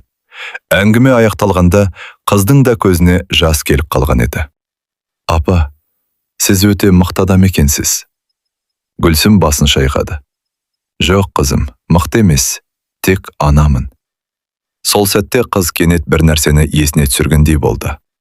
«Апа, мен сізге көмектесе алам». «Қалай, қызым?» «Мен блогермін. Қырғызстанда мені көп адам таниды. Инстаграмда да, тиктокта да аудиториям көп. Күн сайын мыңдаған адам менің парақшаларымды көреді». Гүлсім таңырқап қалды. «Рас па?» «Иә, сіз маған ұлыңыздың суретін беріңіз. Мен оның оқиғасын жариялаймын. Мүмкін біреу көрген шығар, мүмкін біреу танып қалар. Мүмкін бір адам ғана бір дерек айтар. Кейде бір ғана адамның ақпараты үлкен іздеудің бастамасы болады». Гүлсімнің жүрегі дүрсілдеп кетті. Ол дірілдеген қолмен суретті қызға ұстатты. «Ала ғой, қызым. Тек жоғалтып алма. Бұл мендегі ең қымбат дүние». Қыз суретті екі қолмен мұқият алды. «Уайымдамаңыз, мен оны көшіріп алып, түп нұсқасын өзіңізге қайтарамын. Сосын бүгін-ақ барлық әлеуметтік желідегі парақшаларыма саламын. Бәлкім, дәл осы жарияланым сіздің ұлыңызды табуға себеп болар». Гүлсімнің көзіне жас үйірілді. 11 жыл бойы алғаш рет жүрегіне ерекше бір үміт ұялағандай болды. «Қызым, атың кім?» «Аягөз». «Алла саған разы болсын, Аягөз». «Әлі ештеңе жасаған жоқпын, апа, бірақ қолдан келгеннің бәрін жасаймын». Сосын ол телефонын шығарып: «Апа, телефон нөміріңізді беріңізші. Егер біреу хабарласса, бірден сізге айтамын. Ал сіз де менің нөмірімді сақтап қойыңыз. Күннің қай уақыты болса да хабарласа беріңіз». Гүлсім нөмірін жазып берді. Аягөз де өз байланысын қалдырды. Қоштасар сәтте жас қыз: «Апа, бүгіннен бастап сіз бұл қалада жалғыз емессіз. Енді ұлымызды бірге іздейміз». Осы сөзді естігенде Гүлсімнің жүрегіне 11 жылдан кейін алғаш рет жылы сәуле түскендей болды. Аягөз сол кештің өзінде-ақ жұмысқа кірісті. Әділеттің суретін мұқият өңдеп, астына оның бүкіл оқиғасын жазды. Қазақстаннан келген ана 11 жылдан бері жалғыз ұлын іздеп жүр. Егер осы жігітті көрген немесе танитын адам болса, бізге міндетті түрде хабарласыңыздар. Жарияланым 1 сағаттың ішінде-ақ мыңдаған адамға тарады. Бірнеше сағаттан кейін қаралым саны 10 мыңнан асты. Келесі күні 100 мыңдаған адам көрді. Аягөздің Инстаграм парақшасына да, тиктоктағы видеосына да жүздеген пікір жауа бастады. «Ұқсайтын жігітті көрген сияқтымын. Біздің жақта осындай адам жүретін сияқты. Маған да таныс көрінеді. Құрылыс алаңында жұмыс істейтін бір жігітке ұқсайды. Бірақ олардың ешқайсысы нақты мекенжай айта алмады». Бірі прессинг алаңын жазды, бірі басқа ауылды, бірі тек болжам айтты. Гүлсім әр пікірді үмітпен оқитын. Мүмкін осы шығар. Бірақ артынша тағы күдігі басым түсетін. Бірнеше күннен кейін Аягөзге бір жеке хабарлама жіберді. Мен бұл жігітке қатты ұқсайтын адамды күнде көремін. Нақты өз екенін айта алмаймын, бірақ ұқсастығы өте қатты. Егер қаласаңыздар, қай жерде жүретінін көрсетемін. Аягөз бірден Гүлсімге телефон соқты. Апа, не болды қызым? Бір адам нақтырақ ақпарат жіберді. Рас па? Иә, бірақ ол да нақты осы жігіт деп айта алмай отыр. Дегенмен барып көрейік. Гүлсімнің жүрегі алып ұшып кетті. Қазір барайық. Көп ұзамай үшеуі көрсетілген мекен жайға келді. Бұл қаланың шетіндегі өндіріс орындарының маңы екен. Гүлсімнің жүрегі кеудесінен шығардай соғып тұр. Қызым, осы жолы балам болса екен. Аягөз оның қолынан ұстап, сабыр етіңіз апа, бәрін бірге көреміз. Әлгі хабарласқан жігіт алыстан бір адамды көрсетті. Ана кісі күнде Османда жүреді. Гүлсімнің көзіне жас үйірілді. Алыстан қарағанда шынымен әділетке ұқсайтын. Бойы да, жүрісі де, тіпті иығын сәл еңкейтіп жүруі де ұқсас еді. Әділет, деп сыбырлап, алға қарай асыға жүрді. Жақындаған сайын жүрегі қатты соқты. Бірнеше метр қалғанында әлгі адам бұрылып қарады. Гүлсімнің аяғы кілт тоқтады. Бұл әділет емес еді. Ұқсастығы болғанмен басқа адам болатын. Гүлсім екі қолмен жүзін жауып еңіреп жылай жөнелді. Жоқ, тағы емес. Аягөз оны құшақтап тұрды. Ал хабар берген жігіт қысылып, кешіріңіздер, мен көмектесейін деп едім. Өте қатты ұқсайды екен, сондықтан хабарластым. Жоқ балам, деді Гүлсім көз жасын сүртіп. Сен кінәлі емессің, үміт бергенінің өзі үлкен көмек. Біраз үнсіздіктен кейін ол ауыр күрсінді. Менің күйеу балам да осылай сыртынан көрген шығар. Сол кезде шатасқан шығар, алыстан ұқсап кеткен шығар. Бірақ менің жүрегім бәрібір бірдеңені сезеді. Мен әлі де осы қалада бір із бар сияқты сезінемін. Аягөз оның қолын қысып, апа, мойымаңыз. Егер осынша адам бұл оқиғаға назар аударып жатса, бір күні нақты деректе табылады. Біз іздеуді тоқтатпаймыз. Көп ұзамай Аягөз бұл оқиғаны YouTube арнасына да шығарды. Ұзақ бейнеролик дайындап, Гүлсімнің тағдырын түгел айтып берді. Бейнероликті мыңдаған адам көрді. Пікірлер толассыз жазылды. Көрген сияқтымын. Ұқсайтын адам бар. Біздің жаққа келіңіздер. Бірақ тағы да нақты дәлел табылмады. Бір мекен жайға барса, басқа адам. Екінші жерге барса, тағы ұқсастық қана. Үшінші жерде де нәтиже жоқ. Гүлсім әр жолы үмітпен барып, мұңмен қайтатын. Сонда да ол бір сөзді қайталаудан танбады. Егер ұлым тірі болса, бір күні міндетті түрде жолығамыз. Мен соған сенемін. Ал Аягөз де оның жанынан бір ел алыстамай, біз соңына дейін іздейміз апа. Бір күн емес, бір ай емес, қанша уақыт керек болса да, іздеуді тоқтатпаймыз, деп жігер беріп жүрді. Тағы бір жыл өтті. Уақыт зымырап өте бергенімен, Гүлсім үшін әр күн бір жылдай ұзақ болатын. Қырғызстанда көшіп келгеніне де біраз уақыт болды. Бұл қаланың көшелері оған жат емес. Таңертең қай жерде күн шығатын да, кешке қай жерде адамдар көп жиналатын да жатқа білетін. Саябақтағы өзі отыратын орындықта сол күйі. Құстардың сайрауы да өзгермеген. Өзгерген жалғыз нәрсе Гүлсімнің өзі еді. Шашы әппақ болып кеткен, беті әжімге толған. Жүрісі баяулаған, бірақ жүрегіндегі үміт қана қартаймаған. Әр таң сайын, бүгін кездестіремін, деп үйден шығатын. Әр кеш сайын, ертең кездесерміз, деп қайтатын. Аягөз де іздеуді тоқтатпады. Ара-тұра әлеуметтік желіге қайта жариялайтын, жаңа адамдардан сұрайтын, жаңа хабарламалар келетін. Бірақ бәрі бұрынғыдай, болжам ғана, нақты дерек жоқ.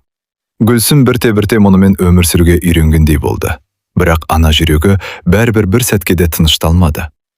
Бір күні кешке саябақтағы орындықта жалғыз отырды. Күн батып бара жатқан, аспан қызғылт түске боялған.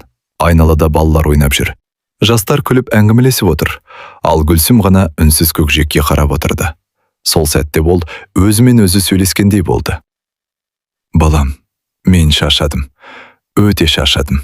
12 жыл өтті. Әлі де сені іздеп жүрмін. Көзінен жас ақырын ғана сырғып түсті. Бірақ мен саған ренжімеймін. Егер тірі болсаң, қолынан келмеген шығар. Егер танымай жүрсең, бұған да сен кінәлі емессің. Ол көзіне жас алып көк аспанға ұзақ қарады. Уа Алла, Менен артық білуші өзісің. Егер ұлым бұл дүниеде жоқ болса, жүрегіме сабыр бер. Ал егер тірі болса, өтінемін, өлмей тұрып бір рет көрсетші. Мен одан ештеңе сұрамаймын. Бір рет құшақтасам болды, бір рет анашым деген дауысын естісем болды. Осы сөздерді айтып отырып ұзақ жылады. Саябақта отырған адамдар оған аянышпен қарады. Бірақ ешкім кедергі жасамады. Сол түні үйіне келген соң Гүлсім ұзақ ойланды. Асқаттың суретін алды. Асқат, мен саған уәде берген едім. Баламызды тауып алып келемін деген едім. Кешірші. Әлі күнге дейін таба алмадым. Ол суретті кеудесіне қысып ұзақ отырды. Сосын баяу ғана шешім қабылдады. Егер алдағы бір айдың ішінде де әділеттен ешқандай хабар болмаса, мен елге қайтамын. Асқаттың қасына барамын, өз үйіме қайтамын. Өмірімнің қалған күндерін туған жерінде өткіземін. Бірақ үмітімді бәрібір үзбеймін. Егер бір күні табылып жатса, қай жерден болса да қайта келемін. Ертеңінде ол бұл шешімін Аягөзге айтты. Қызым, мен енді көп жүре алмаймын. Күшім де азайды. Бір ай күтемін. Егер осы бір айдың ішінде де ешқандай белгі болмаса, еліме қайтамын. Аягөз үнсіз қалды. Ол Гүлсімнің қаншалықты шаршағанын көріп жүрген. Апа, мен соңғы бір айда қолдан келгеннің бәрін жасаймын. Мүмкін Алла дәл осы соңғы күндерде бір есік ашар. Гүлсім жай ғана жымиды. Бәрі Алланың қолында, қызым. Адары іздейді, ал табыстыратын Алла. Сол күннен бастап Гүлсім үшін әрбір жаңа таң ерекше мағынаға ие болды. Өйткені ол өзінің жүрегіне бұл соңғы бір ай деп уәде берген еді. Бір айдың да жартысы өтіп кетті. Гүлсім бұрынғыдай күн сайын саябаққа барып жүрді. Бірақ бұл жолы көршілермен де араласып кеткен еді. Оның мейірімділігі мен қарапайым мінезін бәрі жақсы көретін. Бір күні өзімен қатарлас бір қырғыз әжей. Гүлсім, сен күнде уайымдап жүресің. Жүрегіңе де демалыс керек. Ертең таудағы жайлауға барамыз. Ол жақта табиғи қайнар су бар, саумал бар. Бір-екі күн таза ауа жұтып қайтайық деді. Алғашында Гүлсім барғысы келмеді. Менің іздейтін балам бар. Балам деп өзіңді де ұмытып барасың. Бір күн демалсаң ештеңе болмайды. Басқа әжелерде қолқалай бастады. Жүріміз. Біраз серуендеп қайтасыз. Тау ауасы жаныңызға жақсы келеді. Ақыры Гүлсім келісімім дерді. Жарайды. Бір күн барып қайтайын. Ертесіне шағын автобусқа отырып, бәрі бірге тауға қарай жол тартты. Қаладан алыстаған сайын айнала жасыл желекке орана бастады. Биік таулар, мөлдір өзен, жайылып жүрген жылқылар мен қойлар. Нағыз жайлау еді. Гүлсім еріксіз айналасына қарап, неткен әдемі жер.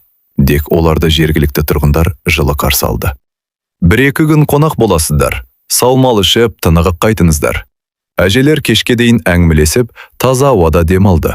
Бірақ Гүлсімнің жүрегіндегі сағыныш бәрібір басылар емес. Келесі күні таң әлі толық ата қоймаған. Айналаны жұқа тұман басып тұр. Құстардың ғана үні естіледі. Гүлсімнің ұйқысы ерте ашылды. Қасында жатқан әжелер әлі ұйықтап жатыр екен. Ол ешкімді оятпай сыртқа шықты. Тау самалы бетіне тиіп, көңілін бір сәт тыныштандырғандай болды.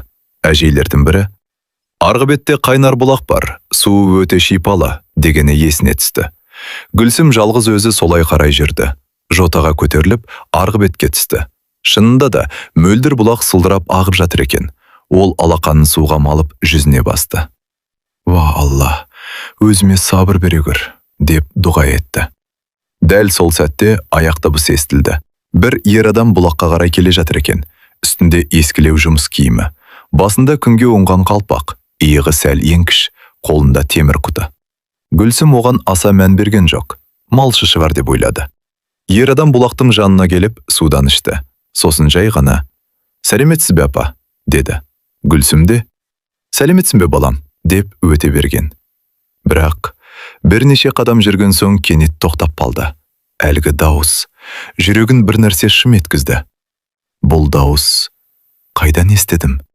Ол ақырын артына бұрылды. Ер адам әлі бұлақтың жанында тұр. Суға еңкейіп, қолын жуып жатыр. Гүлсім ұзақ қарап қалды. Жоқ, мүмкін емес. Бірақ жүрегі басқаша соға бастады. Аяқтары өздігінен кейін қарай жүрді. Ол бұлаққа қайта жақындай берді. Дәл сол кезде әлгі ер адам да басын көтеріп оған қарады. Гүлсімнің демі ішіне тығылып қалды. Сол жанар, сол қас, сол жүз. Тек жылдар әжім салған. Шашына ақ кірген. Үстіндегі киімі ескі, бірақ бұл әділет еді. Әділет деген сөз әрең шықты. Ер адам антан болып қарады, ал Гүлсімнің көзінен жас парлап кетті. Балам. Ол жүгіріп барып жігітті құшақтап алды. 12 жыл бойы күткен сағынышы бір сәтте сыртқа шыққанда еді. Балам, құлыным, анашым келді. Мен сені таптым. Ол ұлының бетінен сүйіп қайта-қайта құшағына қыса берді. Ал ер адам ештеңе түсінбей қалды. Апа, не болды сізге? Сабыр сақтаңыз. Балам, сен менің әділетімсің. Мен Қазақстаннан сені іздеп келдім. 12 жыл бойы іздедім. Жігіт ақырын ғана Гүлсімнің қолынан ұстап: Кешіріңіз, мен сізді бірінші рет көріп тұрмын. Мен сізді танымаймын. Бұл сөз Гүлсімнің жүрегіне пышақтай қадалды. Жоқ, балам, жақсылап қарашы, мен анаңмын. Жоқ, шынымен танымаймын. Мүмкін біреумен шатастырып тұрған шығарсыз. Гүлсім бір сәт үнсіз қалды. Мүмкін, шынымен басқа адам шығар. Бірақ жүрегі бұған сенбеді. Ол жігіттің жүзіне қайта-қайта қарады. Жоқ, бұл менің ұлым. Мен анамын. Мен қателеспеймін. Осы кезде басқа әжелер де бұлақ жаққа келіп қалды. Не болды? Гүлсім, неге жылап тұрсың? Гүлсім көз жасын тыя алмай: Міне менің ұлым. 12 жыл бойы іздеген ұлым. Әжелер де жігітке ұзақ қарап қалды. Бірі ақырын: расында түрлері ұқсайды екен, деді. Жігіттің өзі абдырап тұр. Апа, менің есімде ештеңе жоқ. Балалық шағымды білмеймін. Ес білгелі осы жақтамын. Қалай? Осы тауда мал бағамын. Мені бәрі осында білет. Ағам бар. Соның қолында өстім. Малымыз көп. Менің бұрынғы өмірім есінде жоқ. Тіпті қайдан келгенімді де білмеймін. Гүлсімнің жүрегі тағы дүрсілдей жөнелді. Дәл емші айтқан сөз есіне түсті. Ұлын тірі, бірақ өзін танымайтын сияқты. Ол ұлының қолынан айырылмай: жүр балам, біз сөйлесейік, бәрі түсінікті болады. Сол кезде жайлаудағы үйге жақын маңда тұратын бір жігіт келді. Бұл Гүлсіммен бірге келген құрбысының ұлы екен. Қазақстаннан көшіп келіп, осы өңірде бірнеше жылдан бері жұмыс істейтін азамат болатын. Ол жігітті көріп тамырқап: «Ей, сен қайдан жүрсің? Біз бұрын таныспедік», деп сұрады. Жігіт басын шайқады: «Жоқ, мен ештеңе есіме түсіре алмаймын». Сонда әлгі азамат Гүлсімге қарап: «Апа, мұның оқиғасын толық анықтау керек. Мұнда бір үлкен құпия жатқан сияқты. Бұл жай ғана кездейсоқтық емес». Гүлсім жігіттің қолынан бір сәтке де айырылғысы келмеді. Жүрегі оған: «Бұл сенің әділетің», деп қайта-қайта айтып тұрды. Бірақ жігіттің көзінде ешқандай таныстық жоқ еді. Ол тек антаң болып, алдында жылап тұрған қарт ананы түсіне алмай тұрды. Сол кезде жайлаудағы адамдардың бірі: «Мұның қасында бірге тұратын ағағасы бар. Осы таудың арғы бетінде тұрады. Бәрін сол кісі білет», деді. «Бізді соған алып барыңыздаршы», деді Гүлсім дірілдеген дауыспен. Бәрі бірге тау ішіндегі шағын қыстаққа қарай жүрді. Қарапайым ғана үй, қасында қора, мыңғырған қой, бірнеше жылқы. Елуге таяған еңселі ер адам оларды қарсы алды. Жігітті көріп: «Ей, қайда жүрсің?» деді де қонақтарға таңырқай қарады. Гүлсім өзін әрең ұстап тұрды. «Аға, өтінемін, мына жігіт туралы бәрін айтып беріңізші». Ер адам олардың жүзіндегі алаңдаушылықты байқап, бәрін үйге шақырды. Үйге кірген соң үнсіз шай құйып отырды. Сосын баяу ғана әңгімесін бастады. «Шынымды айтсам, мен де оның кім екенін білмеймін». Гүлсімнің жүрегі зу ете қалды. «Қалай?» «Осыдан 12 жыл бұрын, таңғы 4-тердің шамасы еді. Мен пойыз өтетін кішкентай станса жақпен кетіп бара жаттым. Сол кезде жол шетінде бір жас жігіттің жатқанын көрдім.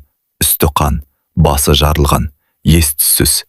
Өлі ме тірі ме алғашында түсінбедім. Жүгіріп барып қарасам, дем алып жатыр екен. Жедел жәрдем шақырдым. Ауруханаға бірге бардым». Гүлсім көз жасын тия алмай тыңдап отыр. Ауруханада дәрігерлер бірнеше күн емдеді. Өміріне қауіп жоқ деді. Бірақ есін жиғанда ештеңе есінде жоқ болып шықты. Атын да білмейді, туған жерін де білмейді. Қайдан келгенін де айта алмады. Құжаттары мүлде болмады. Қалтасы бос еді. Сөйтіп полицияға хабар бердік. Олар іздеді, бірақ ешкім келмеді. Ешқандай іс шықпады. «Сонда сіз оны тастап кетпедіңіз бе?» «Қалай тастаймын? Жап-жас бала, баратын жері жоқ. Өзін кім екенін білмейді. Сосын мен оны осы жайлауға алып келдім. Содан бері бірге тұрамыз. 12 жыл өтті. Жаман әдеті жоқ. Арақ ішпейді, темекі тартпайды. Еңбекқор, ештеңе сұрамайды. Таңнан кешке дейін мал бағады. Өз нанын адал еңбегімен тауып жейді. Бірақ өткен өмірі туралы бірде-бір нәрсе есіне түспеді. Осы сөздерді естігенде Гүлсімнің аяғы дірілдеп кетті. Ол орнынан тұрып жігітке жақындады. Қос қолмен оның жүзін ұстап ұзақ қарады. Балам, сенің басынан ұрған әскерде, сені ұрып соғып, шекара жаққа тастап кеткен. Сондықтан есімнен айырылғансың. Біз сені 12 жыл бойы іздедік. Әкең сені күте-күте өмірден өтті. Осы сөзді айтқанда Гүлсімнің үні үзіліп кетті. Әкең соңғы демінде де әділет келеді деп сеніп кеткен. Мен сені табамын деп Қырғызстанға көшіп келдім. Балам, сені жүрегім осы жерден табатынымды сезген. Гүлсім ұлын құшақтап ұзақ жылады. 12 жыл бойы жиналған сағыныш, мұң, үміт, өкініш, бәрі көз жасымен бірге төгілгендей еді. Ал жігіт, ол бәрін түсіне алмай тұрса да, Гүлсімнің көз жасын көріп, өзі де толып кетті. Егер расымен сіз менің анам болсаңыз, онда менің отбасым бар екен ғой. Мен жалғыз емес екенмін. Ол да Гүлсімді жайлап құшақтады. Кешіріңіз. Мен сізді тани алмай тұрмын. Бірақ жүрегім бір түрлі болып кетті. Неге екенін білмеймін. Гүлсім оның маңдайынан сүйді. Ештеңе емес балам. Есіңе түспесе де болады. Маған сенің тірі болғаныңның өзі жеткілікті. Осыдан кейін ұзақ құжат рәсімдеу басталды. Әділеттің кім екенін дәлелдеу оңай болған жоқ. Қазақстаннан сұраулар жіберілді. Қырғызстанның мекемелерімен бірге жұмыс жүргізілді. Сараптамалар жасалды. Құжаттар бірнеше ай бойы дайындалды. Бұл ұзақ әрі ауыр процесс еді. Осы аралықта Жібек пен Жәмила да Қазақстаннан келді. Күйеу балалар да бірге жетті. Әпкелері бауырларын көргенде еңіреп жылады. Әділет, біз сені қанша күттік. Әділет оларды да тани алмады. Бірақ әрқайсысын үнсіз құшақтап тұрды. Кешіріңдер, естерінде жоқ адам болып қалғаныма. Жібек көз жасын сүртіп, жоқ, сен ештеңеге кінәлі емессің. Сен бізге аман оралдың. Бізге соның өзі жетеді. Ақыры көптен күткен күнде жетті. Барлық құжат дайын болды. Әділетке Қазақстанға қайтуға рұқсат берілді. Жайлаудағы адамдар түгел жиналды. 12 жыл бірге тұрған жігітті шығарып салуға бәрі келген еді. Әлгі қойшы ағасы Әділетті құшақтап, балам, сен бізге бөтен болған жоқсың. Бірақ анаң сені 12 жыл бойы күтіпті. Енді өз еліңе қайт. Бақытты бол. Әділеттің көзіне де жас келді. Сіз де маған әке орнына әке болдыңыз. Мен сізді ешқашан ұмытпаймын. Аягөз де келді, Гүлсімді құшақтап, апа, көрдіңіз бе? Үмітіміз ақталды. Гүлсім көзіне жас алып, қызым, сен болмағанда, мүмкін мен ұлымды ешқашан таппас едім. Алла саған екі дүниенің бақытын берсін. Қазақстанға қайтатын көлік қозғалғанда, Гүлсім ұлының қолын қатты ұстап отырды. Бір сәтке де жібергісі келмеді. Қорқатын. Тағы жоғалтып алам ба деп қорқатын. Әділет анасына қарап, анашым, мен сізді әлі толық тани алмаймын. Бірақ жүрегінің бір бұрышында сізге деген бір жылулық бар. Сол сезім күннен күнге көбейіп келеді. Гүлсім жылап күліп, болды балам. Есіңе бәрі түспесе де болады. Ең бастысы, енді сен қасындасың, сен тірісің. Мен енді ештеңеден қорықпаймын. Көлік Қазақстанға қарай бет алды. Ал Гүлсім терезеден көкжиекке қарап отырып, ішінен сыбырлады. Асқат, естідің бе? Мен уәдемде тұрдым. Мен біздің ұлымызды тауып әкелдім. Сен күткен Әділет үйіне қайтып келе жатыр. Көз жасын сүрткенімен бұл жолғы жас қайғының емес, 12 жылдық сағыныштан кейінгі ең бақытты жастың тамшылары еді. Қазақстанның шекарасынан өткен сәтте Гүлсім көз жасын тия алмады. 12 жыл бойы армандаған сәті дәл қазір орындалып келе жатты. Қасында жалғыз ұлы. Әлі бәрін толық есіне түсірмегенімен, тірі. Осының өзі Гүлсім үшін дүниедегі ең үлкен бақыт еді. Көлік туған ауылға жақындаған сайын Әділеттің жүзі өзгере бастады. Ол үнсіз терезеден сыртқа қарап отырды. Bir кезде кенет жүргізушіге «Аға, сәл баяу жүрмішші», деді. Жүргізуші жылдамдығын азайтты. Әділет жан-жағына таңырқай қарап келеді. Неге екенін білмеймін, бірақ мына жолдар маған таныс сияқты. Мына ағаш, мына көпір, бұрын көрген деймін. Гүлсімнің жүрегі алып ұшты. «Балам, есіңе түсіп жатыр ма?» «Білмеймін, бір түрлі сезім. Бәрін бұрын жүрген деймін, бірақ нақты есімде жоқ». Көлік ауылдың шетіне кіргенде, Әділеттің жүрегі бұрынғыдан да қатты соқты. Мына мешіт, мына көше, мен мұнда болған сияқтымын. Жібек пен Жәмилә үнсіз жылап отырды. Екеуі де бір ғана дұға тіледі. «Құдайым, бауырымыздың есін қайтара көр». Ақыры көлік өз үйлерінің алдына келіп тоқтады. Гүлсімнің ескі үйі. Асқаттың маңдай термен салынған шаңырақ, қақпа сол қалпы. Алма ағашы әлі тұр. Терезелерде өзгермеген. Әділет көліктен жайлап түсті. Үйге ұзақ қарап қатып қалды. Жүрегі атша тулап тұр. Бұл үй, ол бір қадам жасады. Тағы бір қадам. Кенет екі қолмен басын ұстай қалды. Басым, қатты ауырып кетті. «Әділет, балам!» Келесі сәтте ол жерге құлап түсті. «Жедел жәрдем шақырыңдар, су әкеліңдер!» Бүкіл ауыл жүгіріп келді. Гүлсім ұлының басын тізесіне қойып, «Балам, көзіңді ашшы. Мен сені енді ғана таттым ғой. Тағы жоғалтпа мені», деп еңіреп жылады. Бірақ көп ұзамай Әділеттің саусақтары қимылдай бастады. Ол баяу көзін ашты. Бірнеше секунд үнсіз дос құрғынсыз төбеге қарап жатты. Сосын кенет жан-жағына қарады. Көздері үлкейіп кетті. Анашым?» Гүлсім селк етіп қалды. «Балам? Анашым?» Әділет орнынан атып тұрып, анасын құшақтап алды. «Анашым, кешіріңізші. Мен сіздерді тастап кеткен жоқпын». Гүлсімнің көз жасы тыйылар емес. «Балам, есіңе түсті ме?» Бәрі есіме түсті. Әпкелері жүгіріп келді. «Әділет, ағаң келді. Бауырым!» Әділет Жібек пен Жәмиляны кезек-кезек құшақтады. «Әпкелерім, сендерді таныдым. Бәрі есінде. Үйіміз, бабалық шағым. Әкем, осы үй. Бәрі есіме түсті». Кенет ол айналасына қарады. «Әкем қақта? Неге шықпай жатыр?» Үйдің іші үнсіз қалды.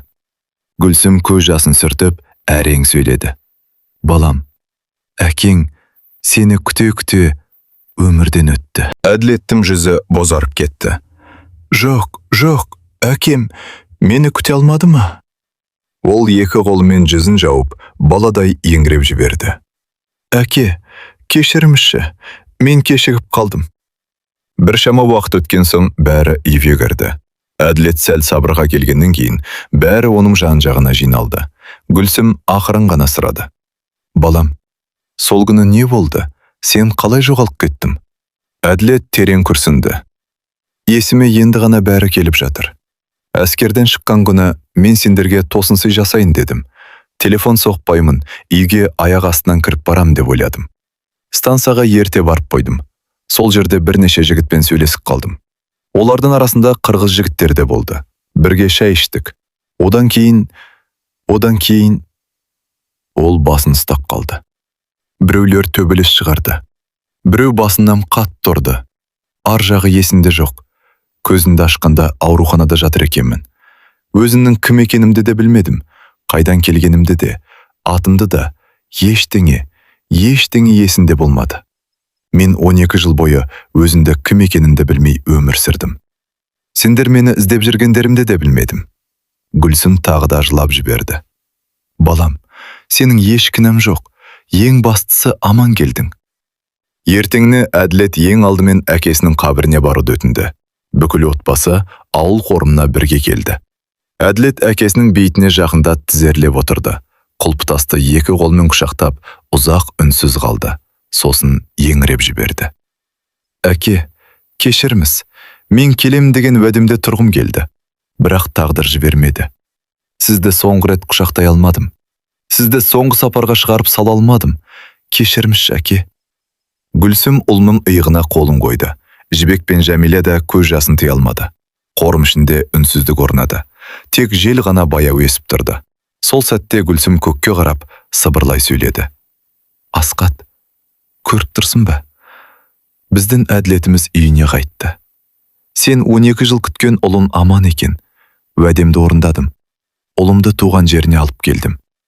Көздерінен аққан жас бұл жолы тек қайғының емес, сағыныштың, сабырдың, кешірімнің және көптен күткен қауышудың көз жасы еді. Уақыт ең үлкен емші екен. Әділеттің есіне бәрі түскеннен кейін де бірден бұрынғы өміріне бейімделіп кету оңай болған жоқ. 12 жыл деген аз уақыт емес еді.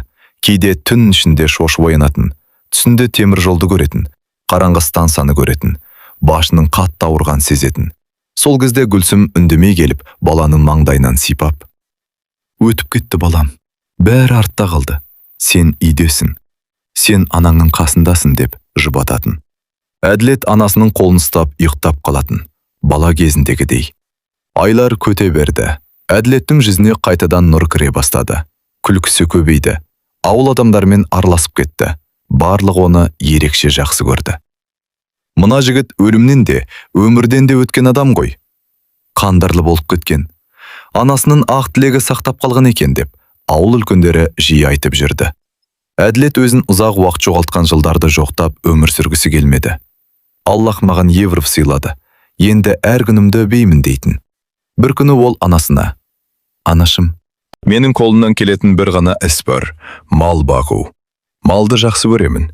12 жыл бойы соны істедім. Енді ауылдан кетпеймін. Өз кәсібімді бастаймын." Гүлсім жымиып: "Балам, адал еңбек ешқашан ұят емес. Ең бастысы адал жүрсең болды." Әділет азнаулақ мал сатып алды. Таңнан кешке дейін еңбектенді. Малдың күтімін жақсы білетін. Қай малдың қандай жем жейтінін, қай уақытта көбейтудің тиімді екенін бәрін тәжірибе арқылы меңгеріп алған еді. Жыл өткен сайын қорадағы мал көбейді. Кейін ет сатумен айналыса бастады. Ауылдың ғана емес, көрші ауылдардың да адамдары оны іздеп келетін болды. Әділеттің малы таза, еті сапалы. Өзі өте адал жігіт. Осылайша оның еңбегі берекеге айналды. Бір күні ауыл мектебінде жұмыс істейтін жас мұғалім қызбен танысты. Қыздың есімі Аягөз еді.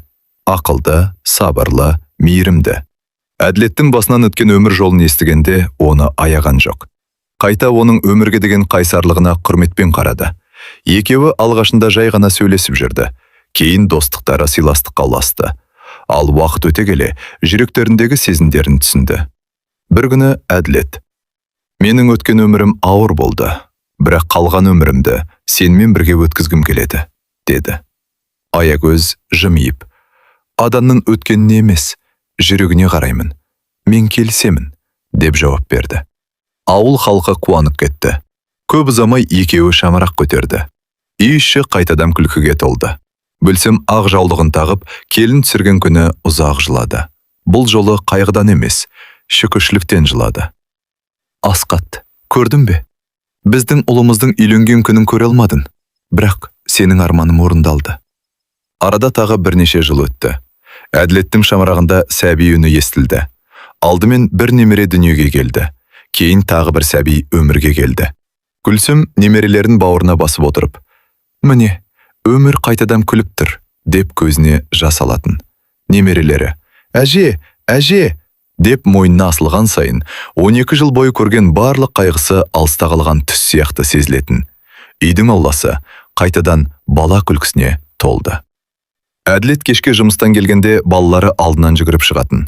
Ал Гүлсім есік алдында отырып сол көріністі үнсіз тамашалайтын.